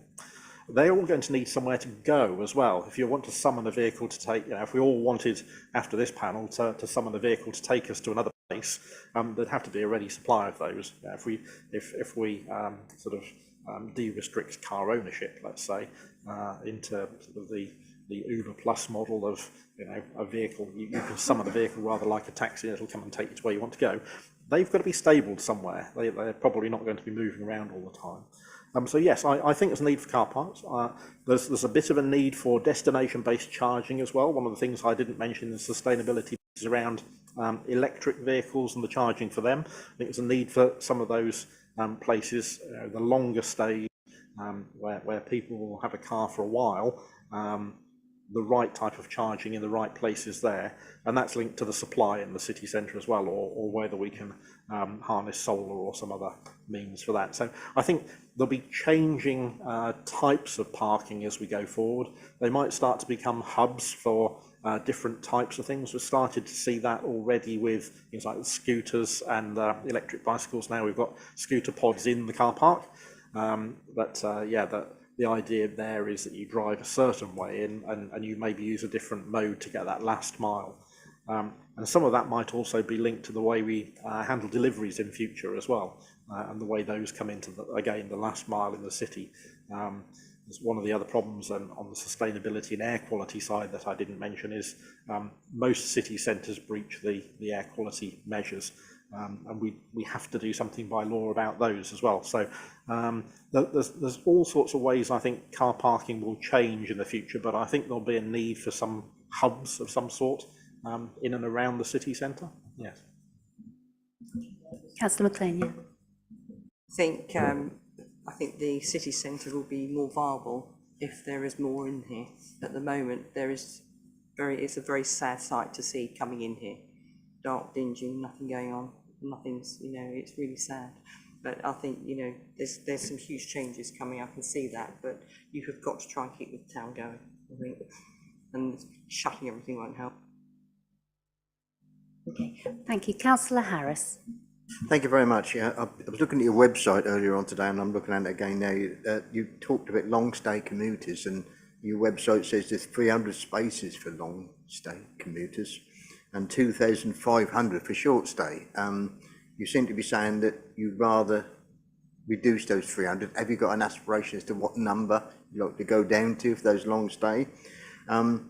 My personal view is I like Napier Road car park because it's a balance between me driving somewhere but walking the rest, and I take me brolly because on the days I don't take me brolly it doesn't rain, so you know, just got to make sure that I'm covered for it. And it's cheap because if you walk that last bit of distance, it's very good. It's cheaper the less you more further away you are from the city centre. And we're all guilty of this, aren't we, Richard? To be honest with you, I mean, everybody I know uses Amazon and online shopping, and if you really want a finger to point at what's happening in our city centres, you can look at that. And I'm just as guilty as the next person at Christmas time. If I've got 14 grandchildren I want to buy presents for, that's what I do, and that's the end of it. You get too much time on your hands. Yeah, true. But the final bit of the question, Richard, is about the multi-storey car parks. They were designed a long while ago. They've got columns. The elbow room to open car doors is not the best, and I've got a couple of family members who are very, very vulnerable inside those places. What's the future long term of the multi-store? Because multi-store can be built very good. I know one or two in Basildon that are brilliant, with plenty of elbow room and safe places, etc. And the last question is about how you're going to increase the electric charging points within those sites and keeping it safe and viable for. We're all looking that way, hybrids and electric vehicles, and we're going to have to cater for that, I think, in the future. I know there's about 3 or 4 questions there, Richard, but I hope you're going to answer those. Yeah, Richard. Thanks very much. Yes, spaces for long stay, 146 of those were in St John's car park. That's what our data told us, and that's what we modelled when we were looking at moving those to Britannia car park and then swapping the offers back and over. The other ones are Butt Road and Napier Road, as you said, and a small, to a lesser degree, Sheepan Road, and those will remain for the time being. Say for the time being, because we might look to deck Butt Road car park, and that'll change it. So that's long stay, and the balance of that we'd like to move out of city. So it's about making choices, I suppose. Those that can use it will provide the space for others that maybe want to come and do some shopping. And Napier Road, yes, I agree. I'm glad you've mentioned that as well. We had, during the pandemic, there was a bit of a pilot for a thing called Park Active there, which is exactly what you described, you know, drive part of the way and walk the last piece of it. And the tariff in there is designed around that. You could walk or cycle or use some other mode for the last part of the journey. And again, that's about choices for those who can use those. Will free up space and road space as well, getting into the city for those that need to do that other part of the journey. And yes, we're all guilty of using Amazon because it comes right to the door. But there's some good parts to that. I think we need to look at the destination as a city. There's a lot of heritage here and a lot of other things. Maybe make this become a destination. There are other people in the city council better placed than I am to do that. Car park's merely the gateway through which you pass to get to all of those wonderful things in our fine city here. Yes, you're right about multi-storey car parks. I think one is 43 years and the other's 42 years old now, so they would be following designs that are probably 50 plus years old. And if we look back to what we were driving when they were being designed, they were probably Austin Allegros and that sort of car. You know, you can picture Marinas and things, a smaller car. Yes, yeah, probably even A30s. And I've got a couple of pictures of things like MG midgets versus the new Range Rover, and you could pick the midget up and put it in the boot of the Range Rover. That's as things have moved on. There've been some studies just lately that cars are getting longer and wider by about a centimetre every 2 or 3 years. So we've got to move with the times there. Obviously, you can't move the pillars, but we can move what's in between the pillars. And with our little bit of balance of supply and demand, if you go and have a look in the ground floor, where I parked in St Mary's just now, we've widened the bays. So instead of having three 2.2 metre bays between the two pillars, we've got two 2.4 metre bays with an aisle in between and room both sides, so that you can get in the bay without having to decant your passenger first, because you can get in and open the doors. But it also helps the circulation if people can turn into the space easily or reverse straight into the space. It helps with the general accessibility of the whole car park. So we're looking at wider bays, and as well, if you go up the first floor now, I suspect there'll be a car in every other bay. I took some photos in there the other night, and there's one until it gets really busy, and then they're really packed in. So we've got a plan to move the wider bays into that first floor as well, and the same in St John's. And at the top of the ramp in St John's, we're looking at a better way of turning into the car park. It's really tight there to get between the pillars that are in the middle of there. So we're having a look at the design of that as part of the structural work and this strategy as well. And then EV charging, we're a bit beholden to the network operator's capacity in the city centre. We have capacity at St Mary's car park. There's a bit of capacity at St John's. We've got our own fleet charging service in there. But generally the network in the city centre isn't really conducive to taking a lot of extra charge out of the network. There's going to have to become some change or other at some point. And it may be that we can, if we secure the future of the car park, put solar panels on the roof and have a battery to charge from that. You know, there's another option for us for going forwards. And as we move to more EVs, yes, they're getting heavier, but Range Rover's heavy as well, and the car parks are constructed to take that sort of load at the moment. But widening the bays would also reduce our surface loading and maybe help us with that in the longer term too. So both of those. There's a piece of work going on around making EV charging safe if the worst were to happen. Yeah, there's a lot of that going on at the moment. So yeah, that's very interesting. Thank you. I'd also like to ask a question. How do you sort of factor in making parking accessible in terms of protecting sort of like parking spaces for those with a disability, and also in terms of longer strategy? Often with parking, there's greater use of apps and online devices. Sometimes some people find that harder to use or access. So how do you manage and support people along with that? Thanks. Yes, both of those. So we've a number of accessible spaces. The blue badge is designed for use on the highway, first and foremost. And the idea there is that people can use the badge to get near to the place that they want to go to. And we've got the blue badge based on the high street for that. So if you wanted to do some shopping at one end and then the other, you could move your car from one end to the other, is the idea there. There's a lot of blue badge space in St Mary's car park at the moment as well. That's protected for use just by blue badge holders, and we patrol that to make sure there's blue badge on display. But blue badge holders can make use of any bay in the car park as well. So if you want to go and park up in the corner or something, you can use your badge here in any bay for up to 3 hours in the car park. And that's a concession of the council. So the blue badge scheme is designed on the highway first and foremost. So there's a couple of different ways there, and if you wanted to extend a stay, you can buy the ticket and then set the clock and then get the extra 3 hours on top of that to get a much longer stay if you wanted to. And we're looking at protecting those disabled bays where there are level accesses. So one of the places in St Mary's where we've done the bay widening, there's a column, some columns which only had 2 bays between them, which we've made into one, and there's a disabled bay, and that has level access out of the floor. So yes, I agree. We need to protect the accesses as well and all the spaces around them. So we've increased the spaces in St Mary's by 2 there, and it might well happen that there are some more on the first floor as well, which also has step-free access out of it.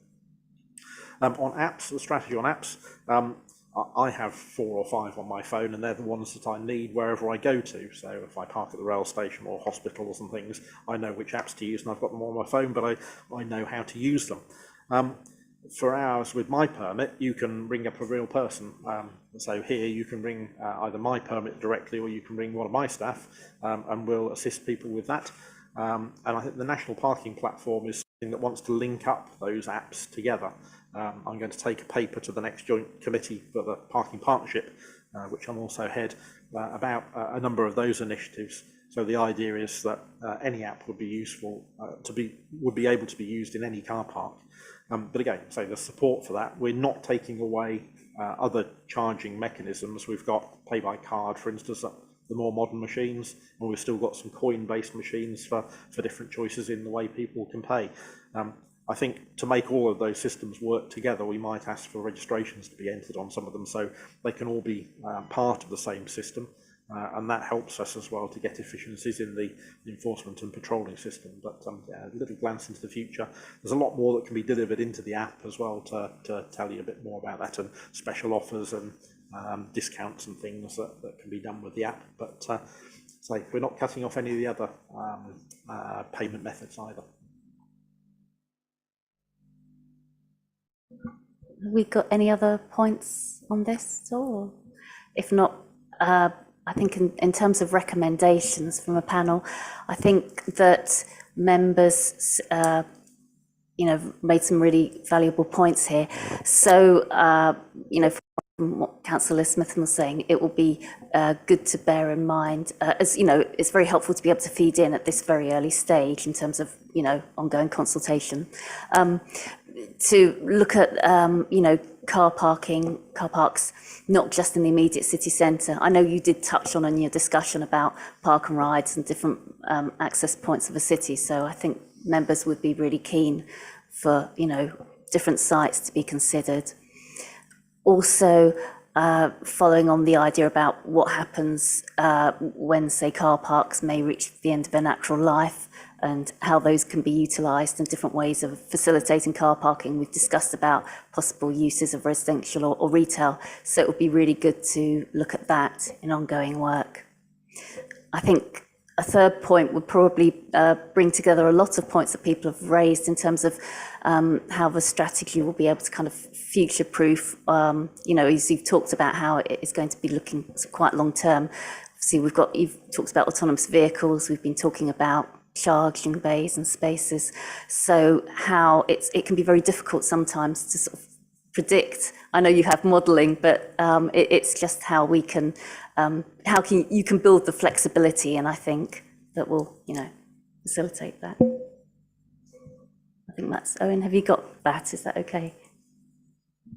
I just want to be clear on the final point. I've got recommendations that Cabinet, I'll tidy up the wording obviously, recommendations that Cabinet ensures the ongoing work covers car parks and parking in all parts of the Colchester area, and recommend that Cabinet ensures that the ongoing work also continues to focus on how car parks are treated, focuses on how car parks are treated at end of life and ways to better use the space considered, options considered as part of that.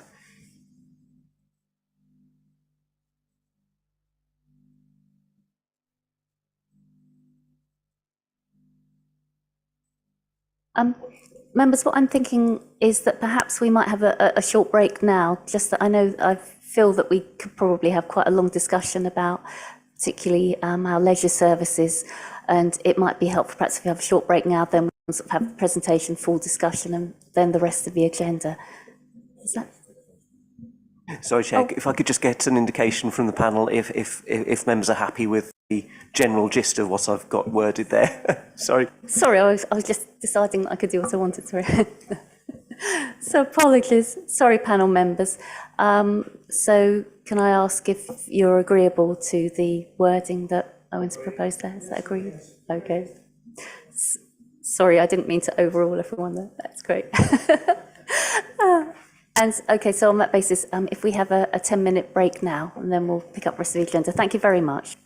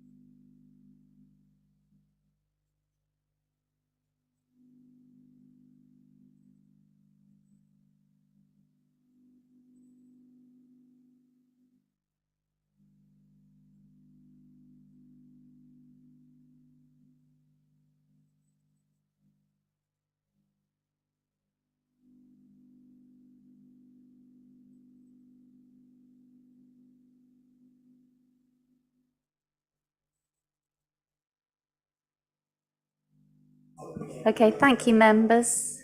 Thank you very much. Okay, hopefully the break has refreshed everyone already and alert for the next couple of items on our agenda. So thank you very much. Also, very grateful thanks. Sorry, rushing to a break. Many thanks to Richard Walker for his discussion, conversation, and for his taking on board our suggestions. So we look forward to that all being factored into the work going forward and consultations.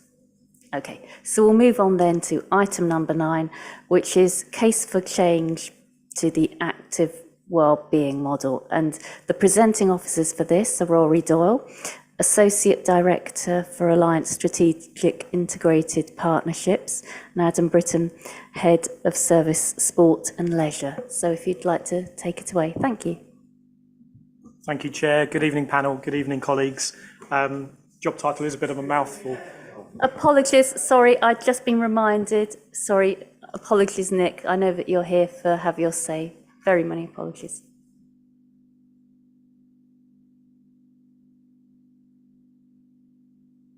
No, that wasn't meant.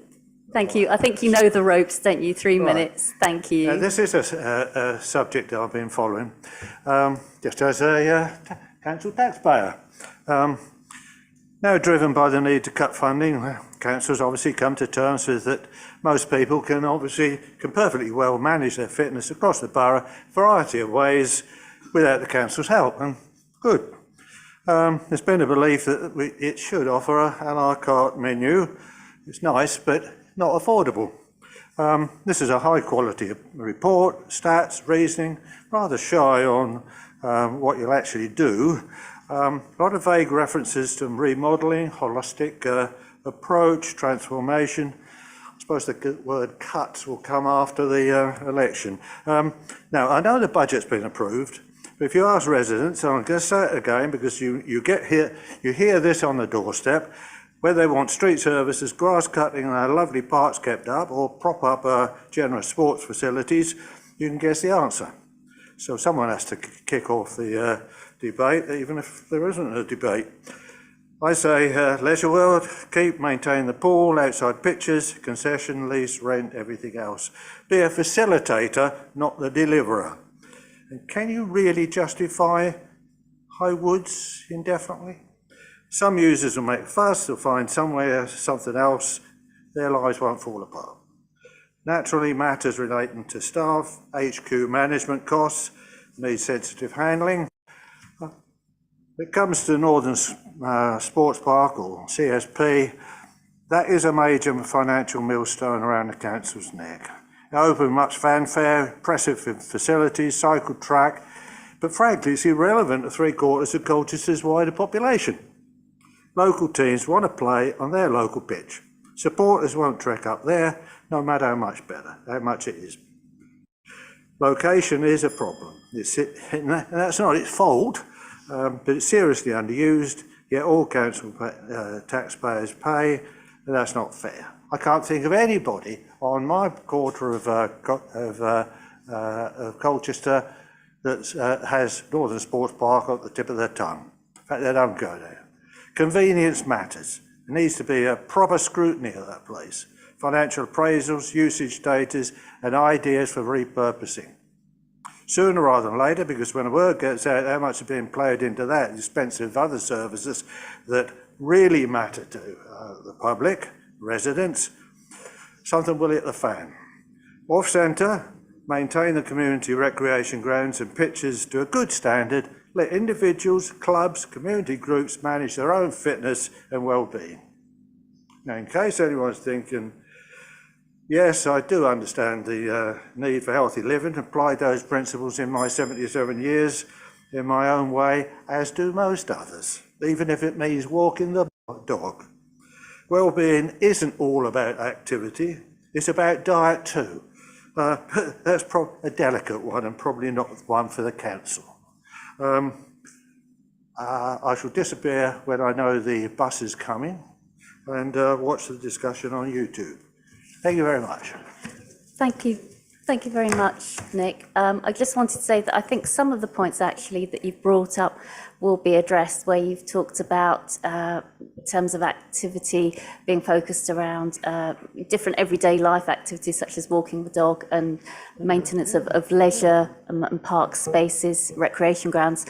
I think that sort of the thoughts, you know, we're at a strategy stage at the moment with this about moving to more of a holistic approach, and the idea is to factor these sorts of thoughts in mind because we want activity and exercise to be accessible for people in their particular patch. So, you know, I think you're raising very valid points and we want to sort of empower residents to be able to do that.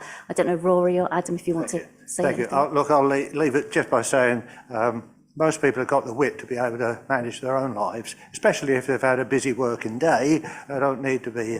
They don't need the hand held by the council. There's been a tendency in the past to cling on to everything, and that's got to change. I think if you'd like, I think Adam Rory could perhaps also explain that I think that, you know, I firmly believe myself in my professional background where I work with people in older life to be more active and to tackle various challenges. What you want to do generally with residents and all people is to kind of empower and enable them to take control of their own lives. And I think this is something we're keen on with this new strategy. And I don't know if Rory or Adam, you want to say something briefly? Agree with many of the points that have been made by Mr. Chilvers and also yourself, Chair, and perhaps we'll pick it up. And obviously, we're really keen to hear the thoughts of panel this evening. The point of bringing this update is that we're right at the start at looking at our policy. So there was a comment around what are we actually doing. We need to develop a strategy, which will be our plan of action. Before we do that, we need to have the policy, which is the principles of those actions. And some of those points which we've made, are we the principal provider in this space? Are we not? Do we act for commercial reasons? Do we act in the interests of health and well-being? Do we work with partners? Those are all kind of policy kind of decisions that I guess I'm really interested to hear panel's views on tonight. If I may, Chair, shall I lead into the presentation? Because I think also one of the points I was about to say, my job title was quite a tongue twister. It's a new role and it's a jointly accountable role to both the City Council and the NHS. So Councillor Hogg mentioned about the jobs in the NHS. So I'm in a shared role accountable to the Integrated Care Board as well. And you'll see that the report, there's a constant theme in there around the contribution that public sector sport and leisure can make improved health and well-being. I'm really conscious that the report that you received was quite long. It's not my intention to go through that in detail. I have pulled together a few slides which I think pull out the pertinent points. So we'll touch on that if I may. But like I said, what I'd really like is an opportunity to gauge thoughts, feedback on the direction of travel in terms of our kind of policy decisions in this area.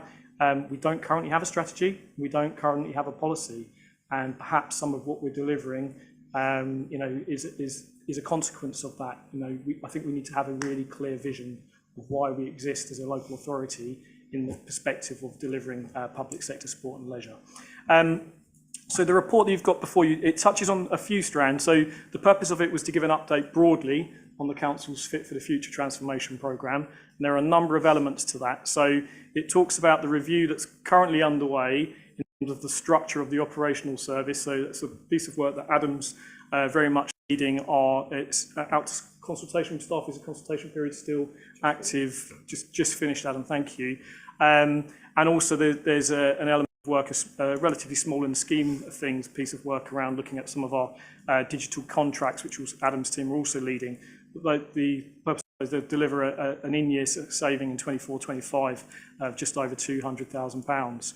You'll appreciate there's quite a significant asset and estate element to considering our sport and leisure work.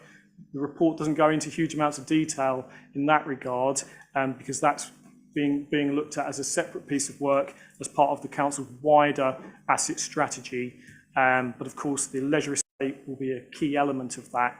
And I think the timeline in the report kind of emphasises how those two things kind of intertwine. Next slide, please, Owen, thank you.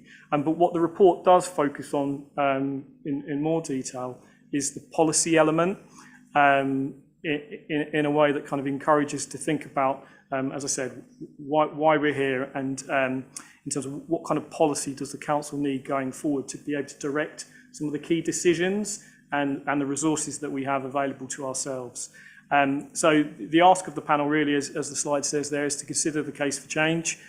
You'll see there's kind of lots of theory and lots of strategies and directions of travel nationally and regionally for you to consider, but to get a sense of how you feel about the case for change in terms of how sport and leisure could be delivered locally, and the proposal to move to a more active wellbeing model.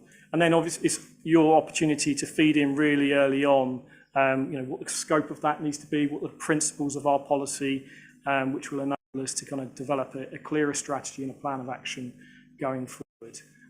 Next slide, please, Owen.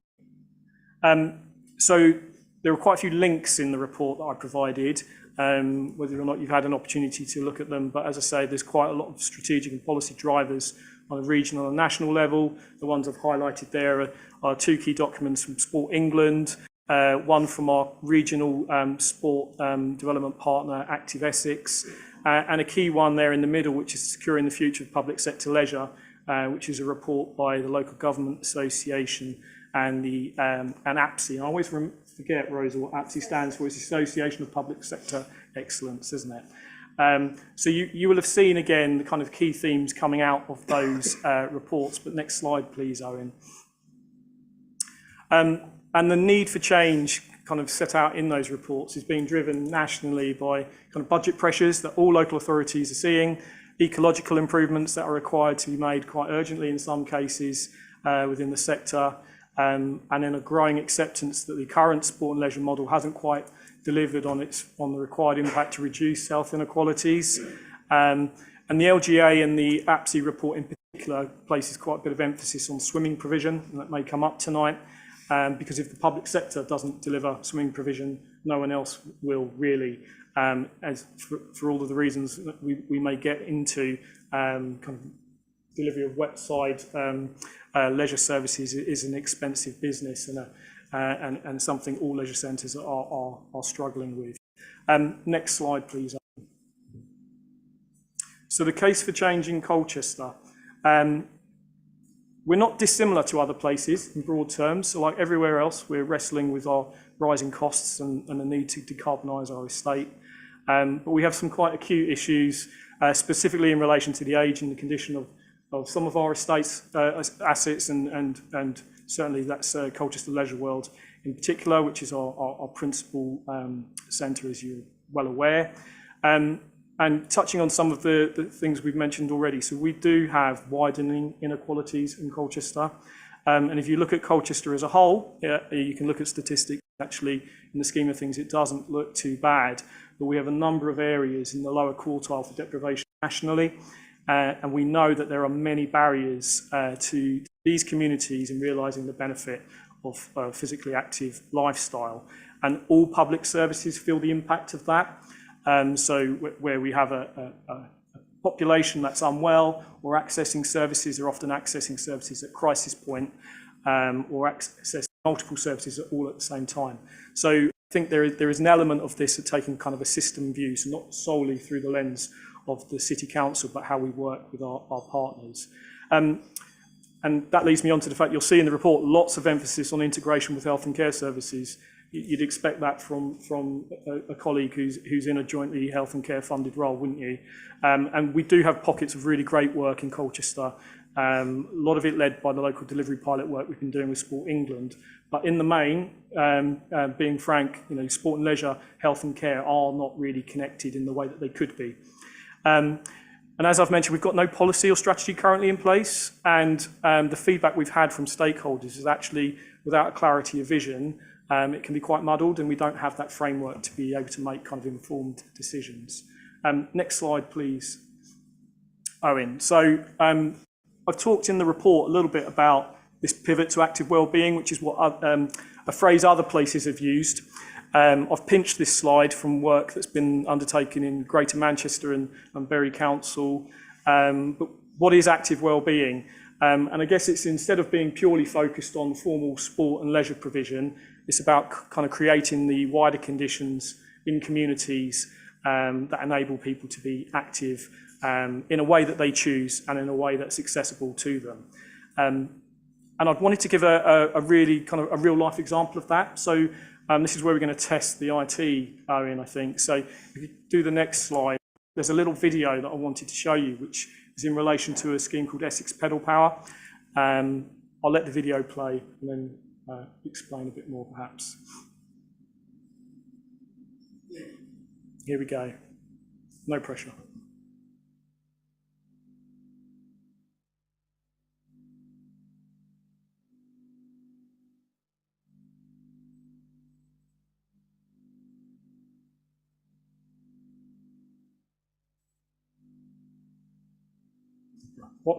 While Owen's doing that, so often get asked, what are different models? How do you access or how do you work with different communities? So Essex Pedal Power is a scheme. Well, here we go. Here's the video. It's the thunder of it. Is it? Will it not? Okay. That's a shame, because I know Councillor Young, when I updated this panel previously, requested this specifically as a good example. What I would encourage you to do, the link is in the report. Please do take a look. It's a scheme where there's free bike provision to communities to encourage members of the community to be physically active. It's currently being piloted in Greenstead. It's been piloted in other areas of North East Essex, so Harwich and Clacton and Jaywick as well. And it's an interesting project because it's not really about physical activity and it's not really about bikes. The bikes are just the vehicle to bring people together and to connect them. And some of the levels of activity we've seen amongst people who would not otherwise be active. There's a gentleman on this video who's in recovery from a stroke, and he came across the project. He's now one of the bike mechanics involved in the project, and it kind of very much tries to lean into the strengths of the community. So a lot of the people that work on the project are local residents too. So there is a kind of an employment skills and training element to this. And certainly when we've looked at some of the information, so all of the bikes have kind of data tracking on them. And that's one of kind of the, when signing up for them, that's one of the things people agree to. And what we can see is that large numbers of people now have access to employment skills or access to services that they wouldn't have otherwise had. It would have been a barrier to them accessing them, but also they wouldn't have otherwise participated in physical activity either. So please do take a look at the video. I haven't done it justice because it is a really great video. Next slide, please, Owen. So the purpose, the next slide kind of just pulled out some of the information that's in the report, which perhaps would be an area where the policy panel might want to focus on this evening, because it will begin to give us the framework for how we move forward. And as I say, this is early on. These are suggestions based on some feedback we've had from stakeholders, and the kind of outputs from a workshop we did last year are kind of set out there in terms of the need for a different offer that works with local communities. Clearly a fit-for-purpose, financial, sustainable services are really key as well. But you'll see the bullet points there in the slide and also in the report.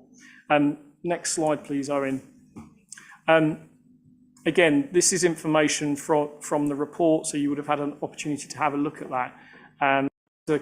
We've had a steer from portfolio holder and leadership team in terms of the direction of travel here, in terms and based on the evidence for the case to change. And this kind of sets out a broad proposal for the aim of our policy. So again, it would be really good to kind of get policy panels' views on that and any recommendations they want to give back to Cabinet to kind of help form this work going forward.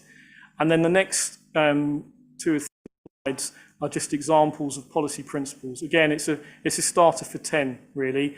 Policy panel may feel that these aren't the right themes, aren't the right kind of policy elements or directives. So I'd be really keen to get feedback on those. But there's at the moment they're themed across being people-focused, really understanding the reasons why people aren't being active or the barriers to them perhaps accessing some of the services we do deliver. There's an element in there about, do we provide something universally to everyone, or do we focus or target our offer? There's lots in there on the next slide are in around collaborative and integrated working. So as has come up this evening, we're not the only provider in this space, and equally there's loads of great stuff happening in the community informally in any case, and we should enable and work alongside that as well. So like I say, I'm not going to propose to run through each bullet point.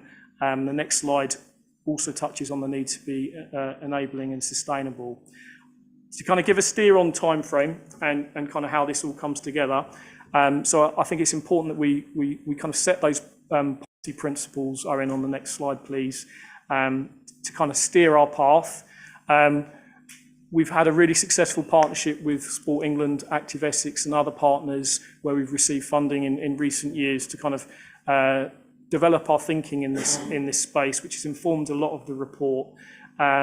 We're currently working on a proposal with Sport England for Colchester to be seen as a further pilot area moving forward, which would also enable us to access opportunities for funding, both in terms of revenue and capital.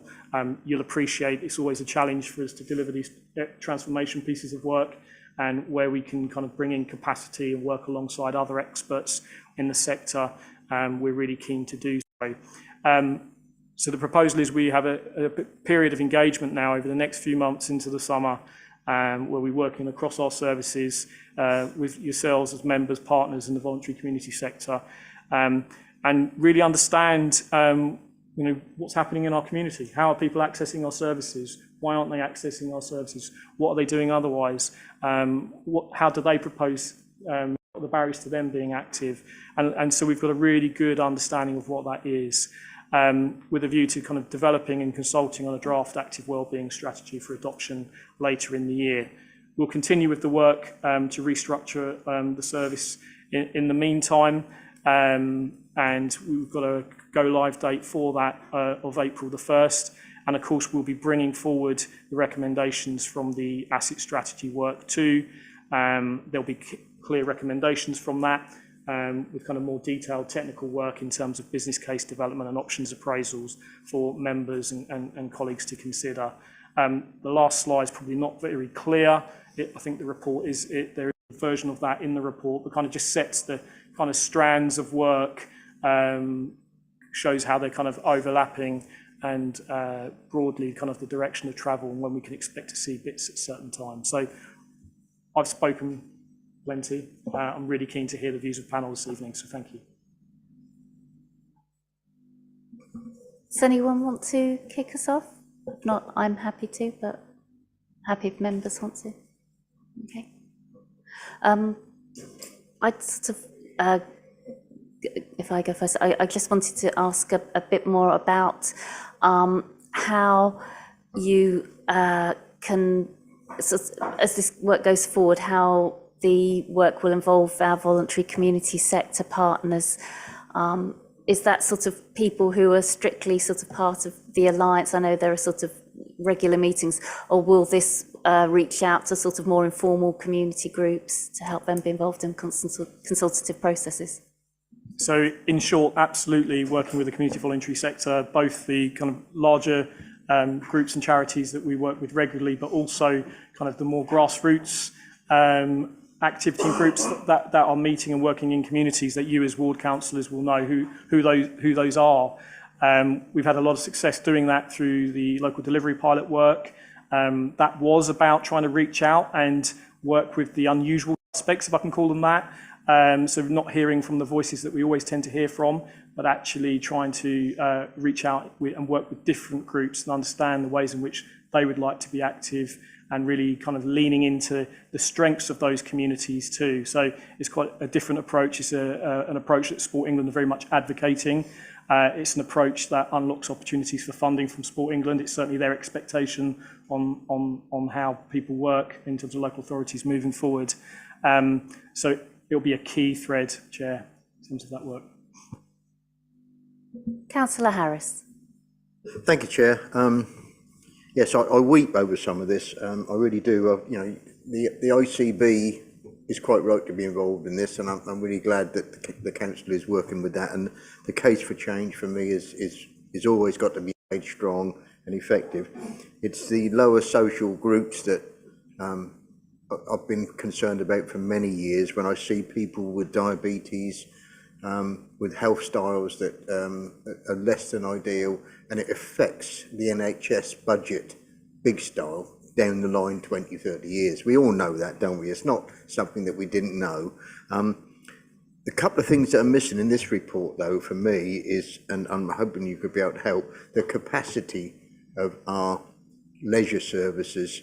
I did ask for a couple of days ago in a roundabout sort of way, but I'm hoping you may have that here tonight. But whether that capacity can be tailored to wider ways that affects more effectively some of these people.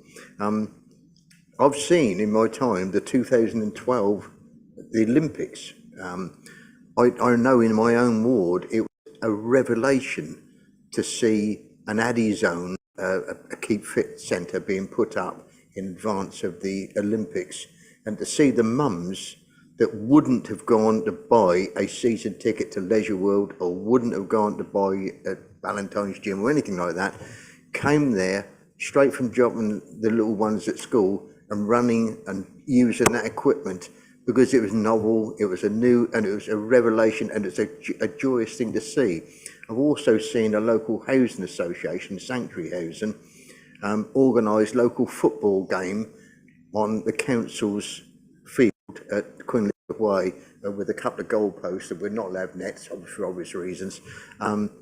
But they've gone and have a kick around there, and I actually happen to be the score taker and the ref there. Not that I could, not very good at football, but I'm happy to infuse and encourage those people. So some good examples going around, but what we've got to do is take this and the challenge you've thrown down to us and make that case stronger than it is now, and make sure that we make a difference in 5, 10, 15 years' time. My great-grandchildren, I don't want to be afflicted with some of the things that can happen by poor lifestyle.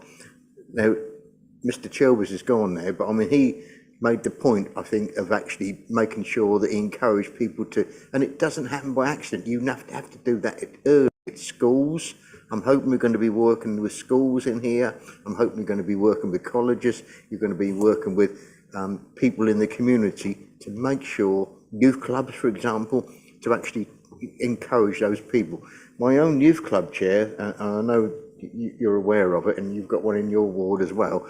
We have an outside basketball hoop and a bit of a runaround bit to actually make sure that young people get their heart racing a bit and getting their legs and arms going. That's great, isn't it? But for me, fully support this. I'll be interested, Chair, to know how this develops in the months and years to come, because it's not going to be a 5-minute fix, is it? It's going to be something that you're going to be taken on. So there's a couple of questions in there. I'm hoping that you could help with some of those about certainly the spare capacity of Leisure World, or whether we can do something with that. Rory. Thank you, Councillor Harris. I'll have a go, and Adam may have a view too. I think you clearly, the preventative and curative kind of impact of physical activity you've touched on, I think the evidence there is compelling. I think what kind of is proposed in kind of some of the policy principles is recognising that actually the facilities are a key element of it, but they're not the only element of it. So I think there is a question for us around our facilities and how they currently serve the community. So it may be that we do think about doing things differently and offering more of the informal, accessible type activities that you mention, but we will know equally that certain communities and certain groups will never access those facilities for whatever reason. And actually they're far happier accessing services in their local community, be that kind of our fabulous parks and open spaces, being encouraged to be active in their streets. There's lots of schemes up and down the country around street closures and families taking back their space in their neighbourhoods to be active. So I think I think there's a term in the report around kind of leisure centres without walls. So I think it's about us having a policy that recognises the strengths of our leisure centres, makes sure that the offer is right for the need in our community, and to continue to offer formal sport and leisure provision for those that can access it and are able to pay for it. But how do we weave that into a more accessible offer in terms of more informal opportunities to be active, both in those facilities, but also out in the community. Don't know whether, Adam, there was anything you wanted to add. I know within our staffing restructure, one of the things we're doing is to realign resources. So we've got colleagues focused on community outreach, which is around connecting what may happen in the community with what happens in the leisure centre. We'll come back there, Chair. The outreach, I've not seen much example of that yet, but I'd love to see it in practice. And I think all across the City of Colchester, that would be wonderful, because if we can grow that, I think I'm on your side totally here. Have you got, sorry, is that happening already, did you mean? I was wondering if you have specific examples of that, the outreach. So there are a number of examples. So in recent years, so through the local delivery pilot work with Sport England, Colchester received in the region, I have to test my knowledge on the top of my head, but a significant amount of money in the region of nearly 2 million, I think, which is invested in a series of interventions. I can get the information for you, Councillor Harris, and to panel, in terms of investing in slightly different interventions with the community. And Essex Pedal Power is an example of that, but there are many others too. So that is outreach. None of that has happened in a leisure centre, and a lot of it hasn't happened in terms of formal sport provision. It's around children playing, gardening, walking, and things like that. So it does kind of take a different perspective. So I think we want to take a lot of the learning from that work and incorporate into this going forwards.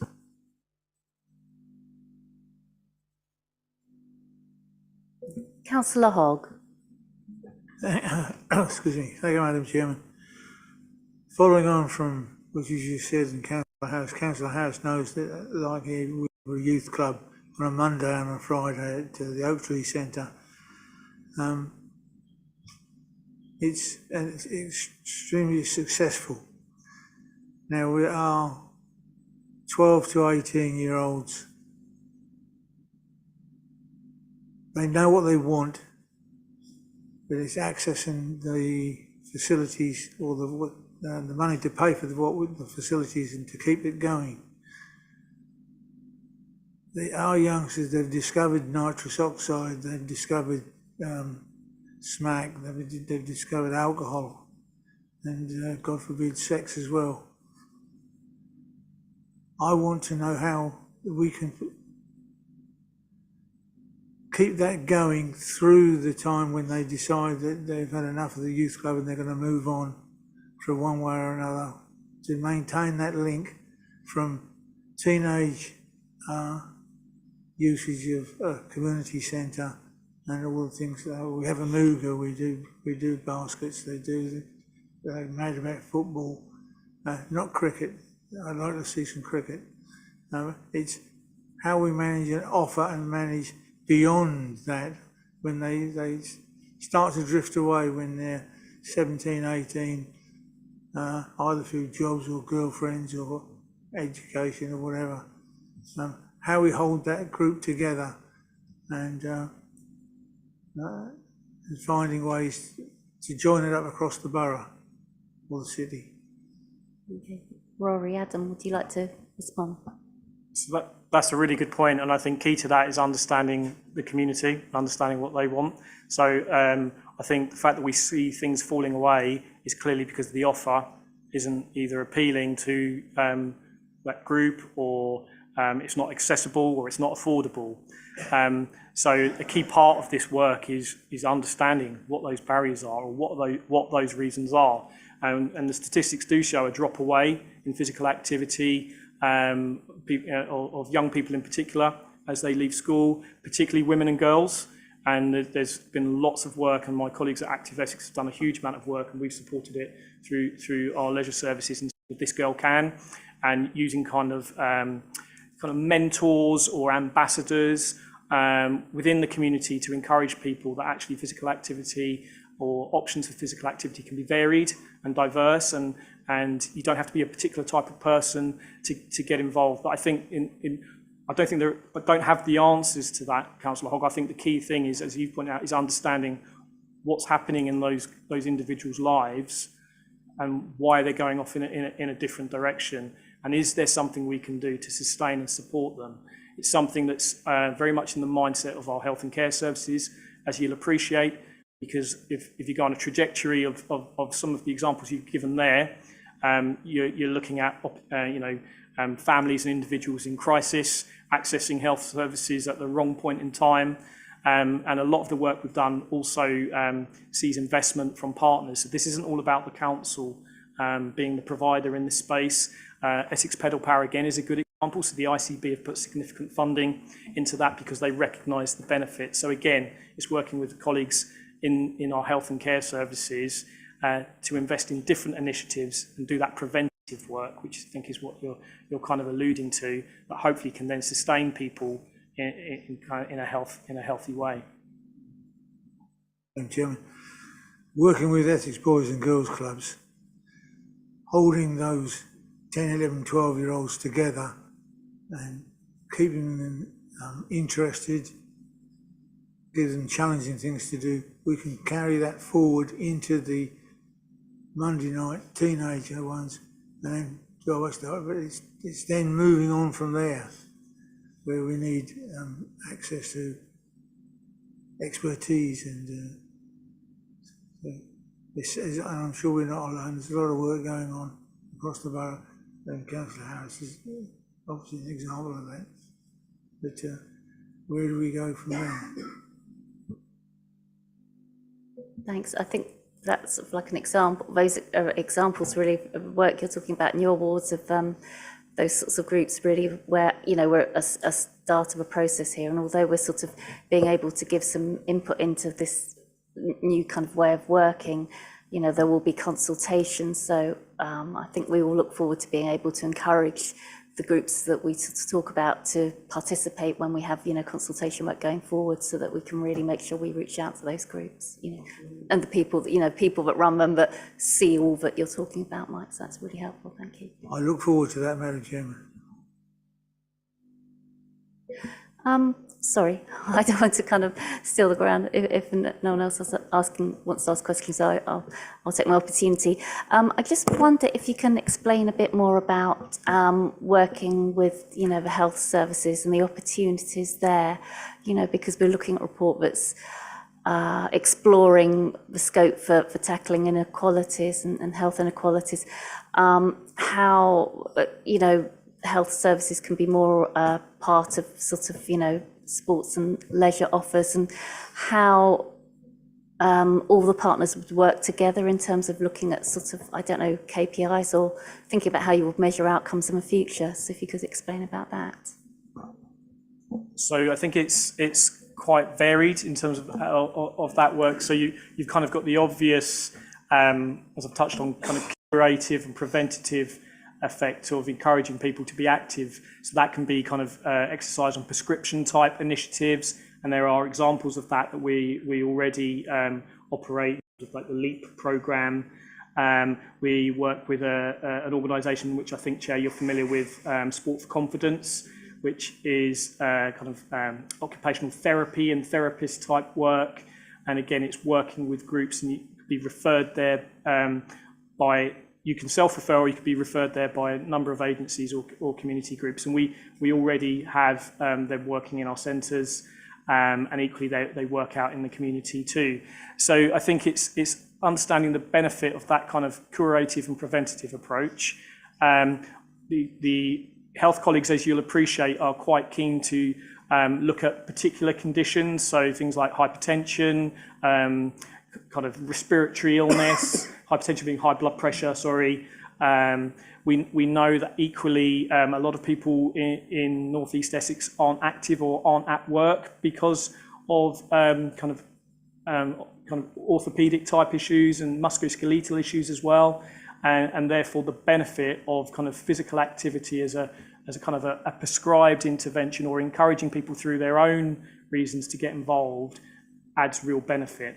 I think the other opportunity is how we work together as public sector organisations. So you'll see in the report reference to integration in terms of aligning services in similar places. So potentially, why would we have a leisure centre that might not also incorporate a primary care centre, so a GP practice?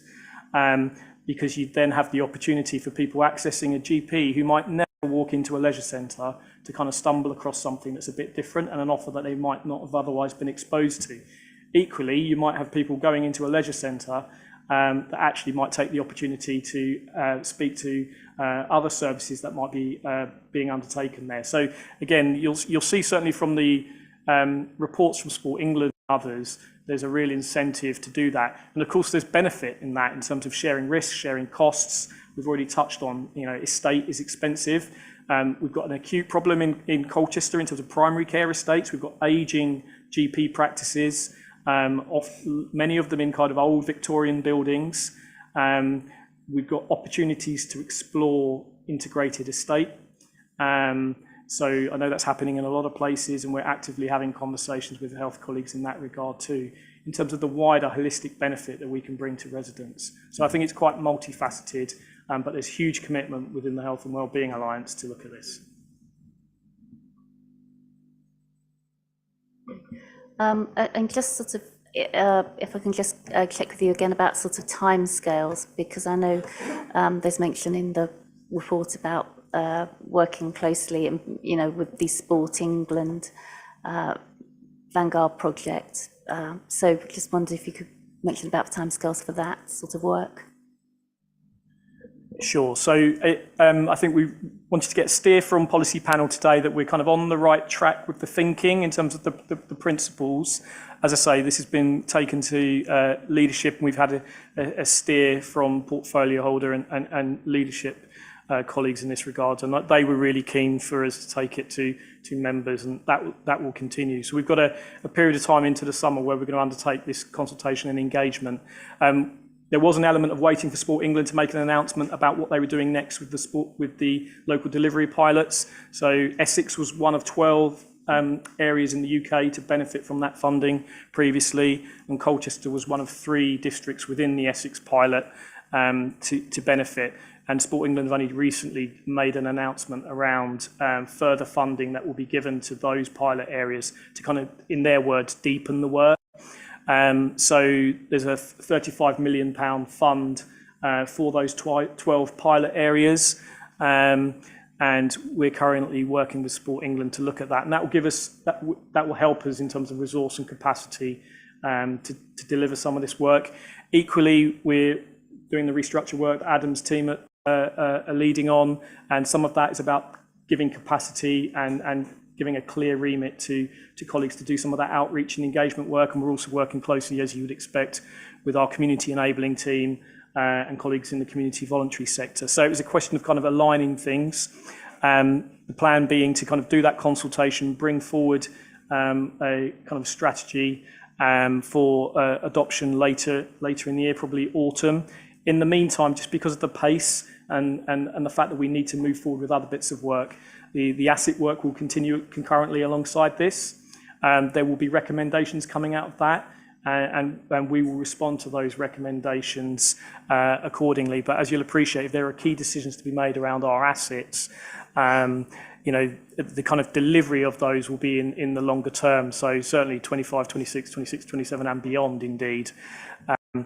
But we'll be bringing those forward at the earliest opportunity. The important thing is that we're able to kind of make those decisions in an informed way based on the kind of policy principles that we set out here today. Did that answer your question? Sorry, that was... Okay, thanks very much. Thank you, very much for the presentation and the discussion this evening, Rory and Adam both. And panel members, want us to think about recommendations. Obviously, we're at an early stage, so again, it's very helpful for us to be able to feedback on this. From what panel members have been voicing tonight, I think there's a consensus around the general direction in terms of moving towards a holistic approach, in terms of encouraging, more of an active wellbeing approach. So I think that, from what I can hear, panel members are agreeable to that. And I think in terms of sort of other recommendations, I hear people are very keen make sure that hard to reach groups, you know, as you said, not the usual suspects, that those sorts of people are, you know, very much, you know, front and centre of this, and that they're also factored into the consultation processes, you know, as we move forward.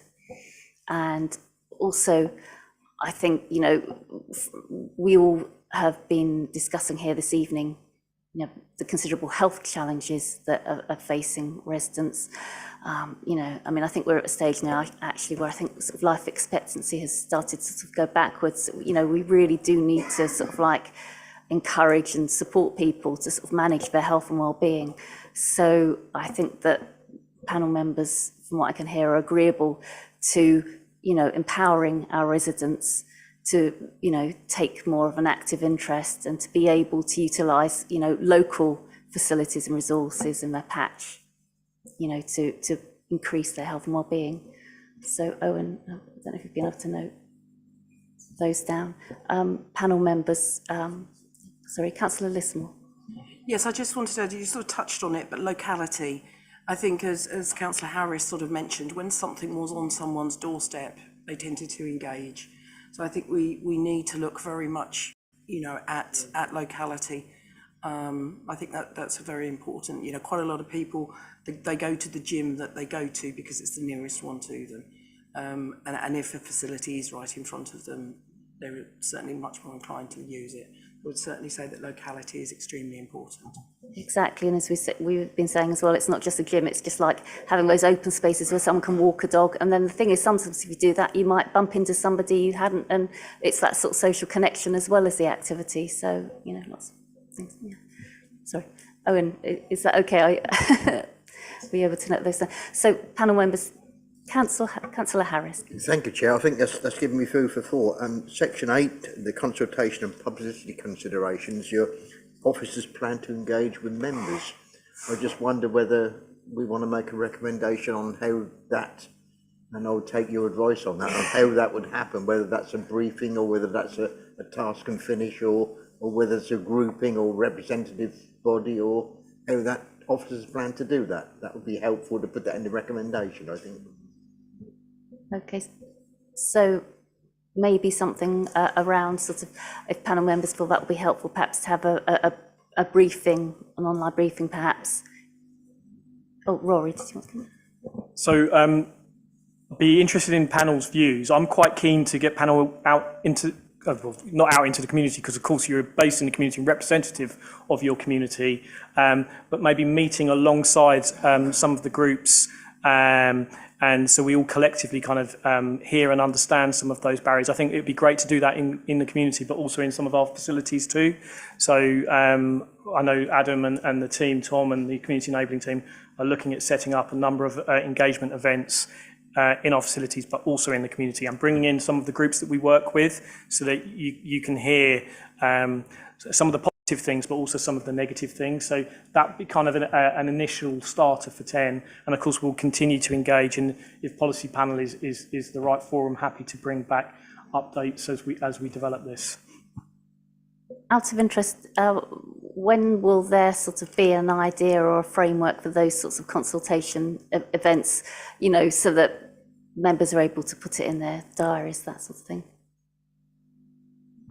I know the team are actively working on it. I guess the sensitivity around that at the moment is we've got staff going through a restructure, which we're just kind of trying to, so once we've gone through that, but I know Adam and Tom and the team are looking at it, as are our active ethics colleagues, who are key to this as well. So as soon as we have some firmed up dates, and the important thing is we're trying to work with groups in the community too, so making sure something's accessible to them. But yeah, we'll give earliest opportunity, we'll share that. But as I say, I'm hoping in the next few months. Thanks very much. So maybe perhaps then factoring that in as sort of a recommendation that members are kept informed of those events going forward, the engagement events, and are encouraged to really work, I think, as we said, in terms of with the community groups. I think that will be really valuable if members are able to attend those events in the community and sort of hear about people's lived experiences and discuss with officers. That would be really helpful. Councillor Smithson. Sorry, Chair. Rory, I think you might struggle in the next couple of months. I think Purdah might get in the way.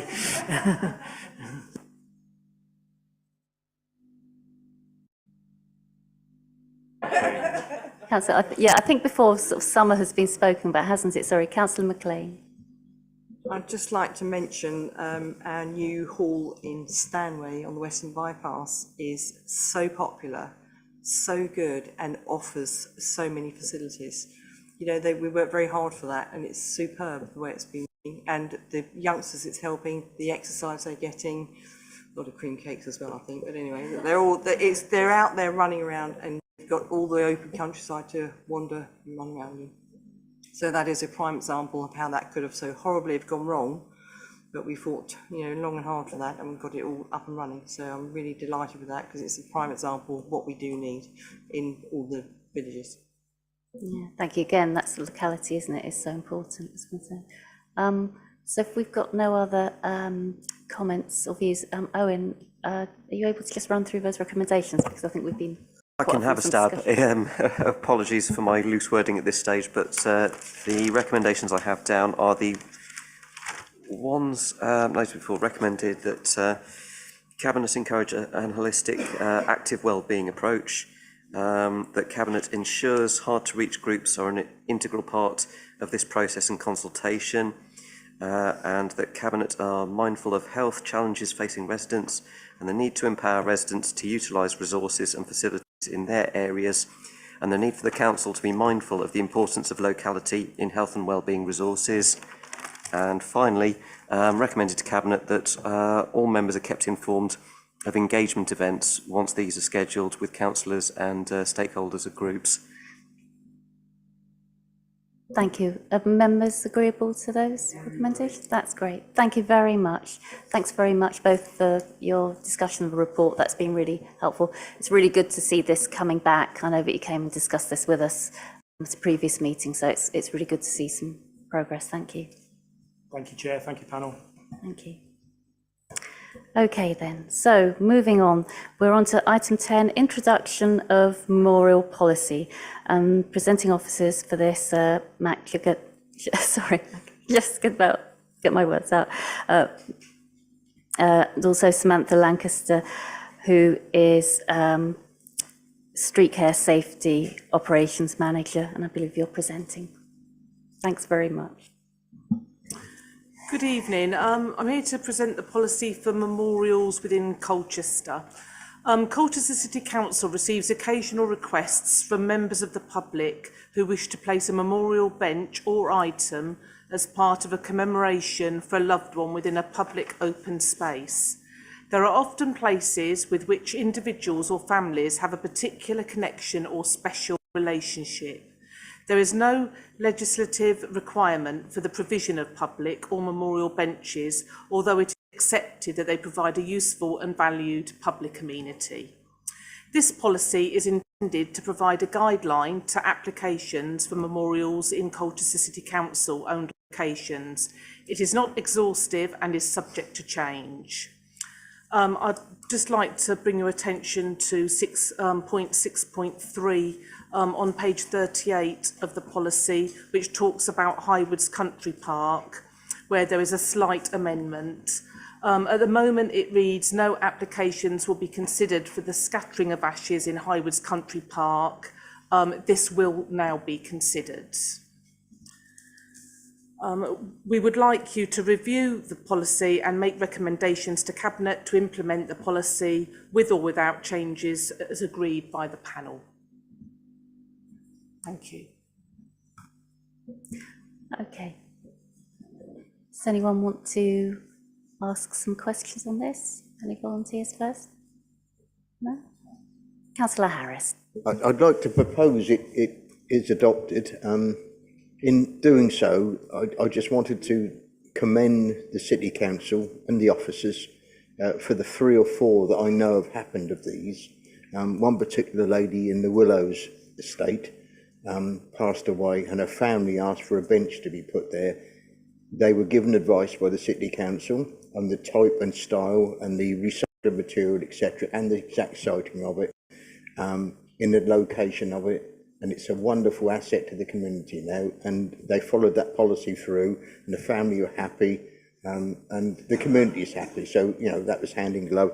Certainly I did too, from county council, with my county council hat on, as Sue Lissamore and I know, and the leader of the council knows, we have a locality budget to put in the community in commemoration of the COVID and the effects of COVID on people that have passed or not, or living.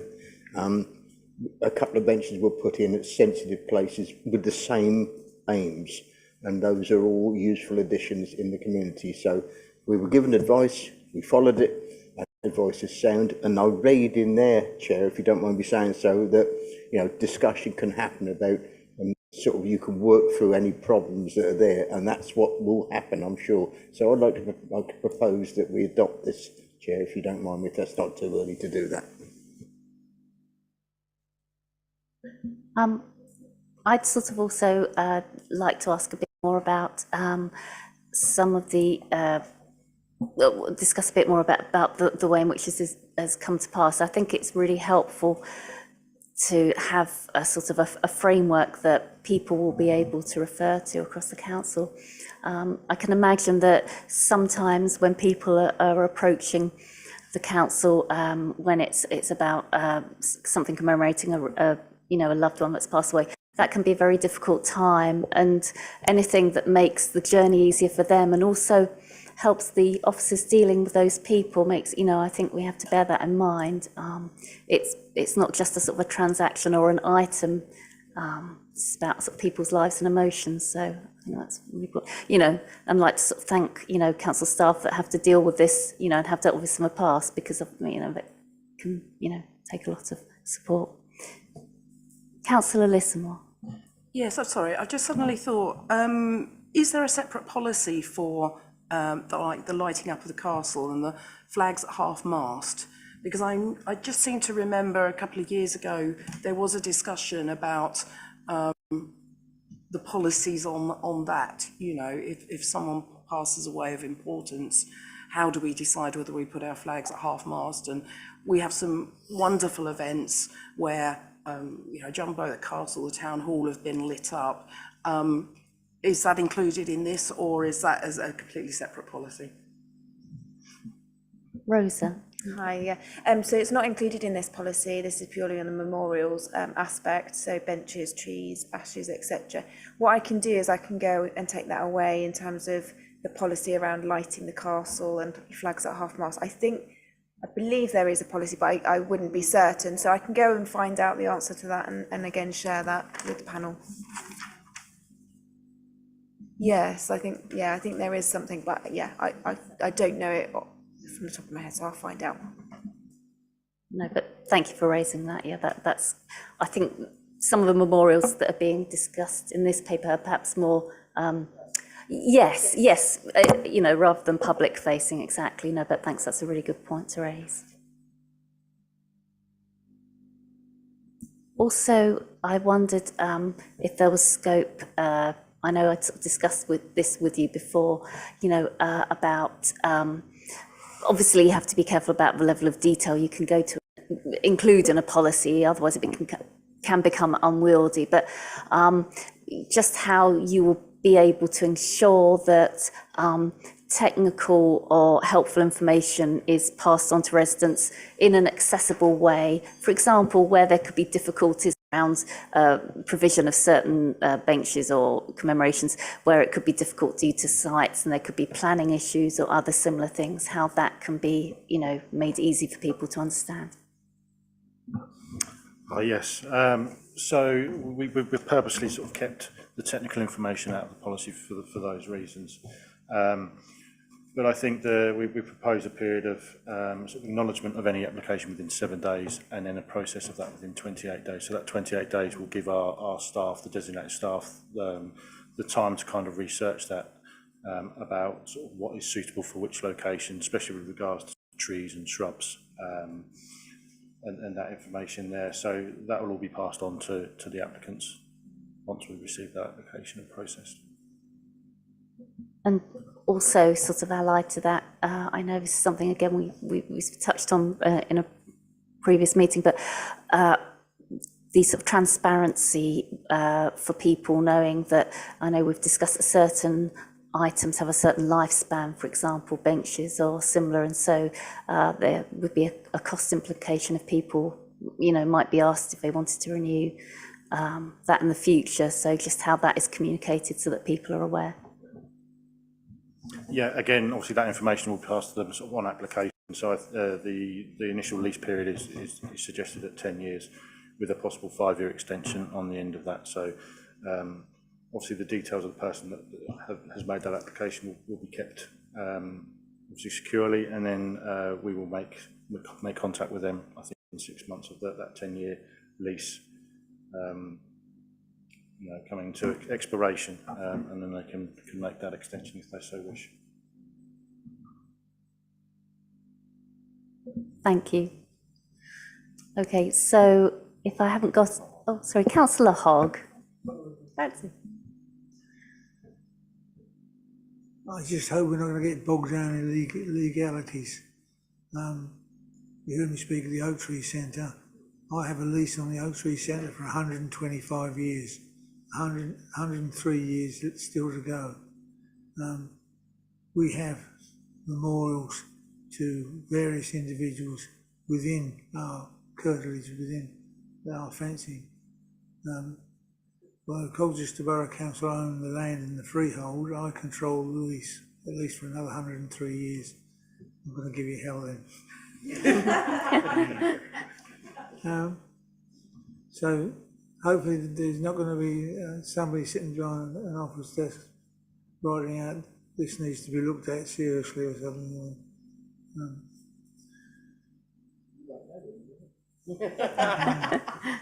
It's just that didn't want anybody to turn up and say, that planted tree there and that bench there'll have to go. Thanks very much for raising that point. Yeah, it's very important. I think this is something we're all aware of, isn't it? That, it raises sort of those wider issues, we sort of, mortality and immortality and those sorts of things, and what we want to achieve by commemorating things, and sort of really, sort of passing on the torch to future generations in terms of commemorating what people have achieved. So thanks very much. So in terms of, if we've got no further comments or input from panel members, in terms of recommendations, from what I'm hearing from those who contributed, I think we are all agreeable and would, second sort of the implementation of this policy. Would members be agreed to that? That's, yeah. And just like to thank you, Samantha and Matt, for coming along with your time. Patience in terms of, waiting to the end, but, saving the best to last, as we can say. So that's great. Thanks very much. Thank you this evening. Okay, thank you. Well, thank you, panel members. We're almost there. Now, I'm quite interested. The next item on the agenda is the work programme. Oh, and that's looking quite light, given where we are in the municipal year now. Yes, more of a formality, really. We have no further meetings left for the panel chair for this municipal year. So really, it's only on there as a formality, but still members have the opportunity to raise any issues that they might want added to the future work programme, mindful, of course, that the membership of the committee may change next year. Thanks very much. And I know that previously Councillor Scott Patel has raised issues, and I did go along and speak about that at Cabinet as well, in terms of responsible dog ownership. So that's something that's already been raised.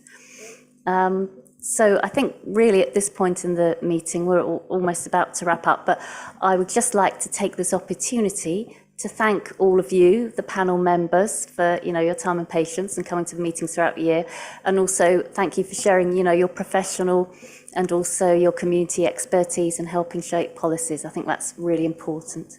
Councillor Lissamore. So I just wanted to add, could this be the last meeting of Councillor Hogg? Planning tomorrow. You've got planning tomorrow, right. I just wanted to mark the occasion. But it's the penultimate.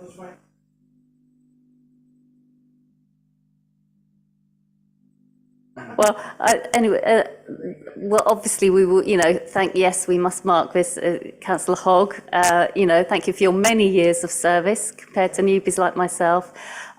So yes, I'd like to thank you all. Also, in terms of other panel members, those absent, Councillor Scott Patel, I hope panel members will join me in wishing her a recovery. She's still sort of recovering. Leslie's presence is much missed tonight, and she's done so much with this panel when she was previously chair herself, and I know we're all wishing her well in her future mayoral year to come. So sending Leslie all our best. Yeah. Also, I'd like to thank all the officers and staff that have worked with us and supported myself and Leslie and all the... yes, all of us, that's it. And also all the external people who've come along and spoken to us throughout the year, and some of the meetings are long, and I recognise that many of us have had working days and a long meeting. So, thank you for your patience and fortitude and support. It is much appreciated. Okay. Now, hopefully, I've been trying to skip through the agenda, and I don't think I've forgotten anything else. I think I am safe to close it. So thank you very much. Good evening and safe journey home. Good night.